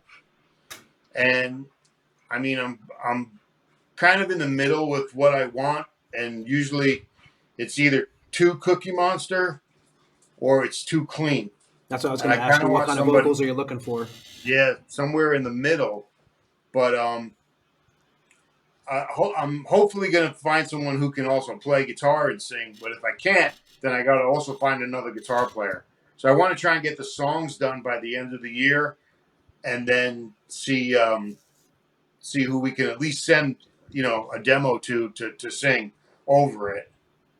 Because it sucks to go through all that trouble, and then if you've got a singer that no one likes his voice, right, you're done. It's a waste. Yep. Yeah, I know you were talking about the Satan's Taint. If you're gonna have like, it's a nice idea to have a bunch of different dudes, but man, the more band members, the more problems, or the more, you know. Yeah, unfortunately, that is how it goes. How it works. Yep. Yeah, that's why I figured, you know, hey, no one's tied into the band. If you want to come in and sing, you know, have a good time, get your voice out there. Maybe you could use that to help you get in another band or something. I said, you know, that's all I wanted to do with that. But I'm trying to get at least PAINWARD. I mean, Mike's got the connections. We can definitely do something. It's just a matter of like getting the right guy, and some of these guys are like long distance. And we just talked about that. That's not gonna work. We can't fly anybody around anymore. Right. Yeah, it's like, good for side projects, right? If you're recording projects, you can get guys from freaking anywhere. Yeah. But if you're trying to have like, because one thing that me and Ed, we record a lot like with our bands, like I'm over here now, so we can trade files. But I tell you, man, I love the whole getting in the band room. You jam a couple times a week. You hang out. It's like a brotherhood, and that's one thing that I think now that takes away from the whole technology thing. There's many pluses to technology, definitely, but also like the fucking Friday night, like, okay, guys, want to meet up at like CYCLE Studios at 8:00 and jam for 2 hours. It's like a religion almost, you know. I mean, yeah, you miss that one-on-one with the other guys because you never know what mistake or what part could happen by accident, and you've got a new part you could add to the song. You know, that happens a lot, and it's just, it's, you know, jamming to a computer is not the same as standing in a room. And then when you get on stage, that's a whole nother world too. So it's like you've got to be used to all of that before you go out there. But and that quality time is important, you know. Like you were saying, you know, how many times do you hear your guitar player over in the corner fucking around with something? And you're like, yo, dude, what's that? That's really cool. Exactly. I mean, that becomes an intro to a tune. The other problem is you don't know when you just jam like this. Say we're jamming through Zoom. You don't know what that guy's going to be like on stage when it happens because you've never been in a room to interact, and he could literally freeze up, and now you're in Fucksville. You know, I mean, we've been there. We've been there where dudes like we got these guys in bands. How many times, Tony, where they never played a show ever, and they go out there and you're playing the Orpheum in Tampa, opening for fucking. We played with Overkill, and you fucking just freeze up, and you don't want to look at the crowd, and you want to pretend your amp's fucking up. Or I've seen it 100 times where the guys start doing that, where they start looking at their amp, going, "Is that?" You know, it's just important for a band, man, to get together. Like, as you know, that's as you know, we're all basements. Like we were talking about basements earlier. Like you guys back in Overkill jamming in your basement. Being from Jersey, we were basement dudes. Like that's where one of my bands practiced in a basement. Of course, Florida, you don't have basements because you can't. Yeah. But I mean, there was just something about it. Yeah, it was something about it. You know, it's like there is a brotherhood there, and I think with the technology now, you are losing that. You could get as we were saying earlier, you get a guy who can write an album like Steve Vai and Yngwie, but they can't really move that over to the stage. Yeah, it's just, you know. Or you get guys that are creating super groups, and then people are like, oh, you know, like, you know, and then all of a sudden they get together to play the show, and those 5 guys or 4 guys do not click at all. It's one thing to click when you're writing, just recording tracks, but when you're on stage, sometimes, you know, and it just doesn't work. I've heard too, a lot of the companies don't like these little super groups because they know at some point that they're all going to go their separate ways and do other stuff. So you invest or their main bands. They're going to be back with their main bands. Or you know, they'll do something else, or an attitude is going to get in the way, and then they'll go their own way. But yeah, I enjoy playing in the room with the other guys too, especially like a little thing we used to do.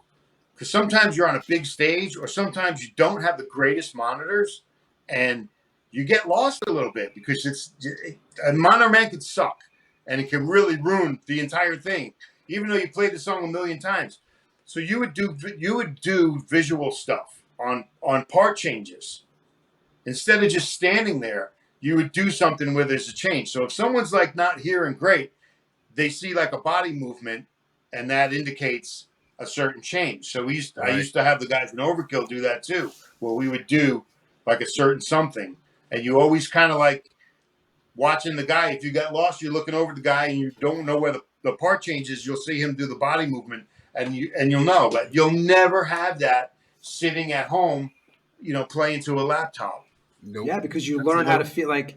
It's like goes back to the brotherhood thing. Like I know, Ed, we've played shows where the sound is so bad. Actually, we played a show in Miami. I'm not even going to mention the place. But it was really bad sound, and we were all just kind of looking at each other. But like from playing together at practice and having some kind of issues, it worked. You figured it out. You know, it's like, and that's the whole brotherhood thing. And I think I was going to even ask you, like, you know, even though you have a big career, man, and a big resume, and like I said, growing up, you were some of the best albums that we had as kids, man, you were a big part of. Thank you. Now, and I know, like, obviously now things are not the same when it goes to past members. Do you ever think back though, like, do you remember the old? I'm not even going to mention the names of the guys, but like, say Overkill, the way it used to be. Like, do you ever miss those times of like, hey, what's up, Blitz? What you up to? Camaraderie. Like, that because you remember when it was actually before the money got in the way or whatever got in the way. Mm-hmm. You know, I mean, do you ever look back on that and say, God, I miss those guys? Like, I just missed that time period though. I missed the time period because it was way more carefree. If you went, we'd go to L'Amour's. I'd go Friday and Saturday night, every weekend, regardless of who was playing, because I knew everybody there, and you had to get together. You didn't have a visual with somebody. I mean, you used to call on the old school phone. I mean, remember getting a busy signal? Yeah. And having to keep calling. Look at this interview now, right? Back then, it was supposed to be on a telephone. Yeah. This wouldn't happen. So you'd have to get together back then. You didn't see each other. But yeah, I mean, we talked every day. I mean, mostly me and probably Dee, musically or whatnot. But I mean, yeah, we would always talk like almost every single day back then. And yeah, I mean, it was like when things were good, it was fine. But yeah, I do miss that whole like era, probably up until like the 2000s, where things started to change technically a little bit. Music started getting a computer and all that crap. Yeah, because I would always think I know. I said I always noticed that like a lot of the press stuff, I would see you and Blitz together. It's like you guys were like the duo that did a lot of the press back then. It felt like. Yeah, I don't think Dee wanted to talk as much. He once in a while, if he felt like doing it, he would come in, but he was like, that's more you two guys. So he would kind of sit back, and it was usually me and Blitz or Blitz. And the last time you talked to Blitz was a while ago, right? It was years ago.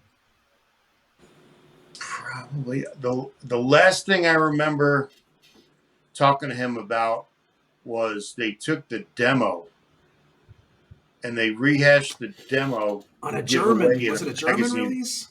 Yeah, like Metal Hammer or something. Yeah. And it's just not asking permission and doing whatever they want with the songs. And I'm like, dude, you just can't do that. This is. I think now that would be harder, right? But I think from so far back, I think everything wasn't so legal as it is now, right? Say that again. I think it would be like now it would be harder to do that with a band member. Back then, I think it was probably paperwork was much less. Like the whole legality of everything was much different back in the 80s and 90s. Yeah, and at this point, unfortunately, a lot of the stuff was before the computer, so nothing is really saved. If you don't have the paperwork, you try and go back and find where money went, and it's like so long ago. They're like, those people don't work here anymore. We didn't save paper from back then. Yeah, we don't know what's going on. So, yeah, in some sense, it kind of sucks about it. Yeah, no, but we're definitely. Like, go ahead. Sorry about that. No, I was going to say, I think as long as they re-record it, they can like put something out. They can't use the original version that I played on, but that's what they did with the demo. They used the original version. So we were just talking about that, Ed. You have to re-record, to get the rights back to an album. That's why some bands re-record shit so they can get the. Yep. They could take the rights back onto that, but yeah. And, and when PAINWARD, like I said, we totally appreciate you coming and hanging out. So whatever PAINWARD is, you always have an open invitation here to, you'll play the tunes, come on. And, when I know right now it's kind of like, there's not too much information to give, but when you're ready, man, we always have a spot for you on here to come on. Appreciate it. Yeah. We kind of did it prematurely because like we said before, like the record label wants to see the numbers that you have on social media. And that's almost like a big part of making their decision. Don't you hate that though? I fucking hate that. Like, it's pathetic. It's ridiculous. Sucks. But I said, you know what? We're not ready, Mike, but let's just do it anyway and put it out. So, well, your catalog is influenced a lot of people. Your guitar tone, your guitar sound, the riffs you wrote, you inspired a lot of people. I mean, those first records, I fucking, and nothing against Overkill because I love the new Overkill's killer. I know a couple of those guys and Jeremy Kling and all that, but those records, I wore them the fuck out because to me, there was a time like Overkill was real thrash. Like there's a handful of bands that could call themselves thrash. Testament, you know what I mean? Exodus. There was thrash, and it was during the early time when there was no thrash. Nobody knew what thrash was. You could call Slayer, but that was a different league, and Metallica or whatever. But Overkill had a sound that was by far the uniquest out of all of them, in my opinion. How did Overkill not become? I mean, you have the big four, right? I'm sorry, and I've listened. I'm a metalhead from little kid, right? How does Bobby? How do you feel about it? How does Overkill not be recognized as one of these? I'm not even going to mention the band list because I think Overkill fits in there more than maybe one of the bands that are in there, even. Yeah, I mean, they made it. I mean, if they made it Big 5 instead of Big 4, or Big 6 even, right? Picked? I mean, yeah, who would they have picked? And I always said, which if I was still in the band, they had the Big 5. I would have said, let's have the hardcore 4. Be Overkill, Exodus, Testament, maybe like Death Angel, Dark Angel, or right, Creator. Yeah. And just do your own 4 bands. If we're not going to be included in that, then be a whole nother group of 4 and go. I said they should go out on tour. That's one thing I wish Metallica would do more now in the last 10 years. I'm not like I kind of dropped out at Justice. Like I'll be honest, like Black Album on, it wasn't my thing. But like some of the tours that I wish they would bring, like you wish you would see some more of the Exoduses on these tours, the Death Angels, because I think Death Angel, that's an underrated band. I mean, we talk about them often too. I mean, they Frolic in the Park, too. Dark Angel. I mean, they got nominated for a Grammy as well. Yeah, I mean it's it's crazy how the genre had changed. Like thrash today, in my opinion, is not what thrash was when you guys were starting. It's a different term. Well, now there's a million bands too, and there's different kinds of like thrash. There's different kinds of like every music has like 16,000 different like versions of it. Like what do you play? I play, somebody will say it's thrash, and then you listen and it sounds like punk. It's not thrash. That's punk. It's a different upbeat. You know what I mean? You guys had the grunt, the grippling guitar with the bass, and to me, I'm a bass player. So when I hear like Dee Dee's bass stand out, and all these bands that had basses like in the mix with the heavy guitar, that to me was thrash. Sacred Reich, heavy bass, they were thrash. You know what I mean? It's Nuclear Assault. I mean, a band that doesn't get enough. I love Nuclear Assault. I mean, there's another one. I mean, right, exactly. So how these bands like you guys never got the respect to be pushed higher as a band, like and get whatever about Metallica. Like I said, they put out 4 great albums. That in my opinion, that's it.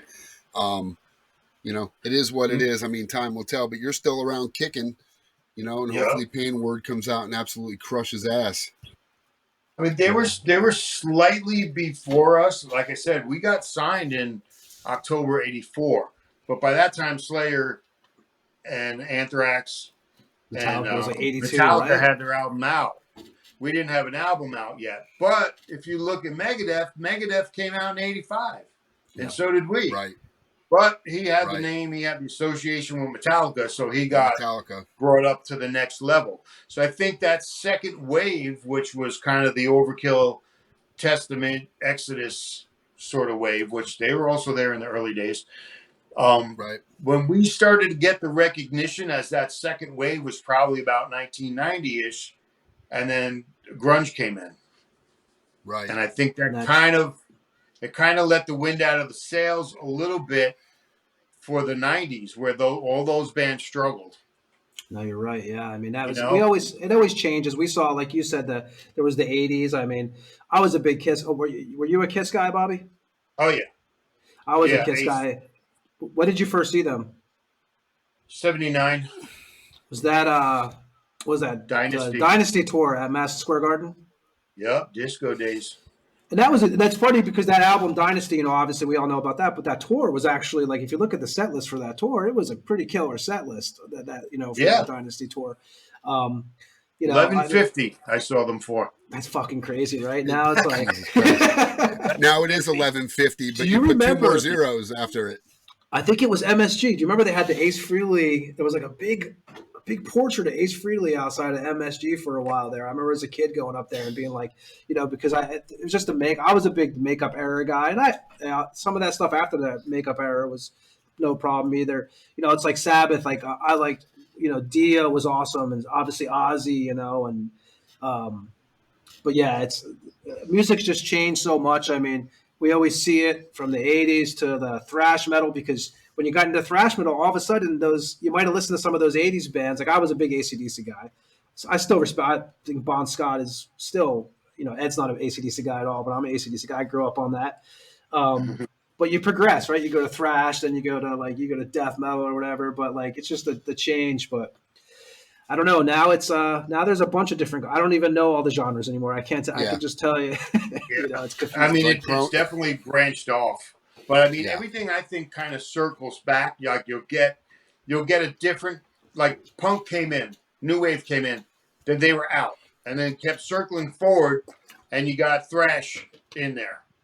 Then it's like, then you kind of got the grunge that kind of knocked it off a little bit. Now that's gone. But like metal just keeps going forward and coming back. And it's like people are going back now and discovering like some of the early death metal bands and realizing it's like, you know, I was afraid of it or whatever. Back then I wasn't listening to that because I was a thrash guy. But now you go back and you listen to some of those earlier albums, and people are like really recognizing it from, you know, you go back 20 years constantly. You go forward, but you kind of go back and just rediscover something you didn't listen to. Well, look at the kids now, like wearing the stuff we wore in the 80s that we just wore because you had to buy British Knights or Nikes. It's what you had. You only had those kind of choices. Now the uniform is the same. You see the patches, the jackets, the sneakers, the tight jeans. That's the other thing. And now you can go buy that shit at a Hot Topic. Now you can walk into Hot Topic and buy all this shit, right? I mean, come on. We didn't have no Hot Topic. We didn't have mail order like that. If you wanted, you had to go through, what was it, Blue Grape or whatever back Blue in the Grape. day. All the shirts were like fucking 5X, but they said medium on them. They were always. I used to go to Seaside Heights and go. I always say, like, they had all the Boardwalk, the Union Jacks. I used to get all my CDs and records. I would play the things, and you could get like all the thrash metal. You know, it was like that, or it was tapes at that time. I didn't have CDs. I wasn't. You know, the money wasn't that good to have CDs back then when I was a kid. But yeah, man, no, it's totally different times, and you know, I mean, who would have thought in your 50s you'd be sitting here talking on a podcast, realizing that you're looking back 30, 40 years that you've been playing. You know what I mean? Yeah. I look back. I was looking through my pictures, and I back in the day, I guess I was writing everything down, like keeping a diary of like all the shows, and when we wrote a book, man. When we went to the lawyer's office, all this stuff, and I had a couple of pages that were saved, and one of them was the first show. And I saw it earlier in the year, and it said August 12th, Overkill's first show at the show place. And I was like, holy shit, that was 40 years ago. God. So I was like, let me put it on the dining room table so I remember when August 12th comes, I said, I'm going to post something. And I had pictures from that very first show. But, yeah, I mean, who thought like a band could start selling patches again? I can't believe how many people got patches all over the jackets again. I was like, shit, we were doing that 40 years ago.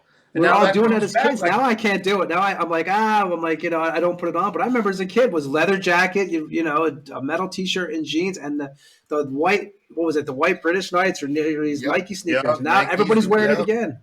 Everyone's got the same shit going on. Now you're the weird guy. If you remember the old videos. The old videos used to concentrate on showing, like I remember over the wall, they would show Chuck Billy, and he was standing there with his black jeans and his white sneakers, and one of them were wearing old Converse Chuck Taylors, and I'm like, this was the thing. This is how you dressed. People didn't realize, like, you guys wear all black. It's what we had. We didn't, there was no multicolors. We didn't do that.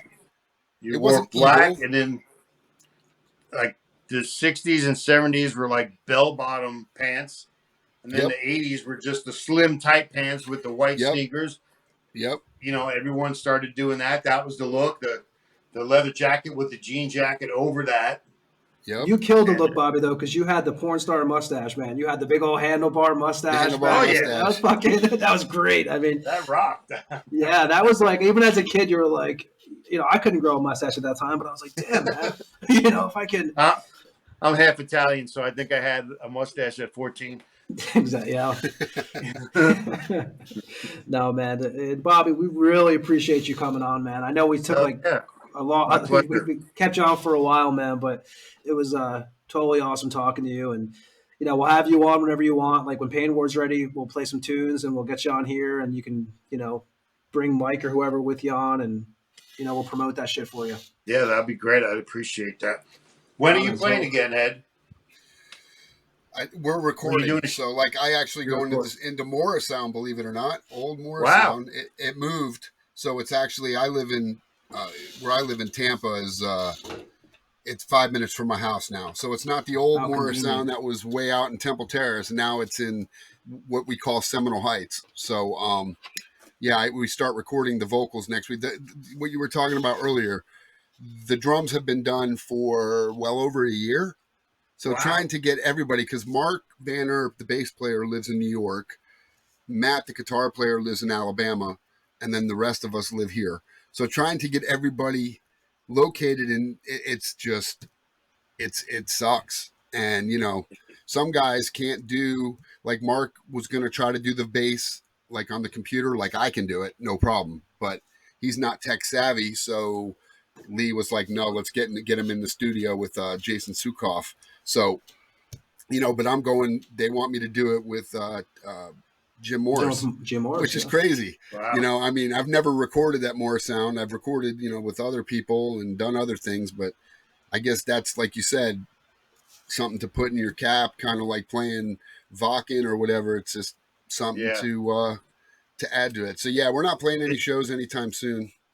Okay. Yeah, that's kind of cool just to have something that old from the early days that's like still around. Yep. You know? Yep. It's just like it's just crazy. It's like it's become like history, a part of history. And everything's closing down or getting torn down now, so it's good that it's still around. I mean, look at all the clubs up in New York and Jersey and shit. Everything is gone now. It's pretty much like even LA. I went to NAMM a couple years ago. It was probably even longer than that now. And a lot, even on the strip, man, everything's pretty much like going away, or you know, it's well, now it would be even worse out there. You know, I couldn't imagine trying to be in a band and play out in that shithole. No offense, California, but you know, Florida you guys have kind of shit the bed. The right choice. Yeah, yeah. If the Hurricanes don't get you, Florida's okay. Texas is good too. Yeah, yeah. And not Austin, no. Yeah, Bobby, what part are you at? You're over by West. Is it over by by West area, Palm? Correct. Yeah, just north of West Palm. What's going on with Churchill's there? We used to play there over in Little Haiti. Where? What did happen to Churchill's? Are they going to open that place back up? Do you know? That's over in Little Haiti. The last gig we did, and the gig we did with Saints Taint was at Churchill's, and then it closed. So I don't know. I heard they closed for renovations, but then I heard it never opened up again or something. So I don't know if that's still correct. That was a horrible club anyway. But I think there's a new one called Gramps. Yep, I remember we played it. Yeah, remember we played at Churchill's, Ed, and they told us like if you don't give $20 to the guy on the corner of the street, your car's gonna bust your car all up. Your van's gonna have no fucking wheels left on it. Yeah, Gramps is okay. Gramps is definitely bigger than Churchill's. It's kind of an indoor outdoor. I mean, it's all outdoor, but it's covered. So yeah, it's all right. Yeah, you ever go out to Tampa, Bobby? Yeah, the Dean Guitar Factory is up there. Yep. That's right. So I've gone there a couple of times. I haven't gone to a show up there in a while. We have a place here in Pompano called Piper's, which is pretty good. He wanted us to open, but we're not ready for Satan's Taint. Satan is playing, and then a couple weeks after that, I think Heathen and Derek Roddy's band's playing with that. So I do a project with Roddy and them, and I think Roddy's band's opening up for Satan on that show. Well, that's who we were supposed to play with, and I just talked to him the other day because Jim is friends with him, and we're supposed to go to his house to record the drums. Yeah. Yeah, he records out of there, yeah. Yeah, we're looking forward to that. I told him, I says, you know, it would be perfect to have a drummer record. Oh, yeah. And Derek's the man. With the drummer. You know, he can give a different perspective on parts and whatever else. And yeah, Jim, I said, Jim, that's who we were supposed to open for. I told you guys, you know, a couple weeks ago that we should get this together. But we're probably going to go down and hang out with him and talk to him a little bit. So he did. He played for Anthrax. He filled in for Charlie while Charlie was doing those Pantera shows. Yeah, I saw that. For that. So I saw that. Yeah, he's phenomenal. Derek's great. Yeah, I mean, he's a nice guy. He's so down to earth. I remember all his snakes. I remember, Ed, when you guys played at the State Theater with Diabolic, Hate Eternal, when he was with Hate Eternal, he had all the snakes out back. Yep. Or I think 1 or 2 snakes or something. But yeah, no, it's yeah, man. So it's the Florida. Yeah, something happens up in Tampa. I'll take a ride up. Yeah, man. Let us know if I'm up there. I know Ed's up there. Usually I'm back and forth. Like I said, we go back and forth. So. About 3.5 hours. Yeah, I'll take a trip. Oh yeah, man. Well, cool. Again, Bobby, we fucking appreciate it, man. And thank you. Yeah, this is epic, problem, man. Dude. Thank you. Yeah, and if you stay on, we'll say goodbye to you when we click off. We're gonna just do the ending really fast, and then we'll say goodbye to you, man. And we want to thank you again, everybody. Sounds good. You know, Ed, anything else on your way out tonight? Nope. No more shows in Mexico for a while. No more shows in Mexico. Well, you know, at least you had some Burger King, man. But yeah, again, off. Ed, thanks. I'll see you next show. Thanks Bobby, again, thanks again for coming on. And we'll say goodbye to you when we click off here in a second. Sounds good. Everybody else, thanks for listening to the Tampa Morgue. We'll be back this week with another episode. And thanks for listening. Boom.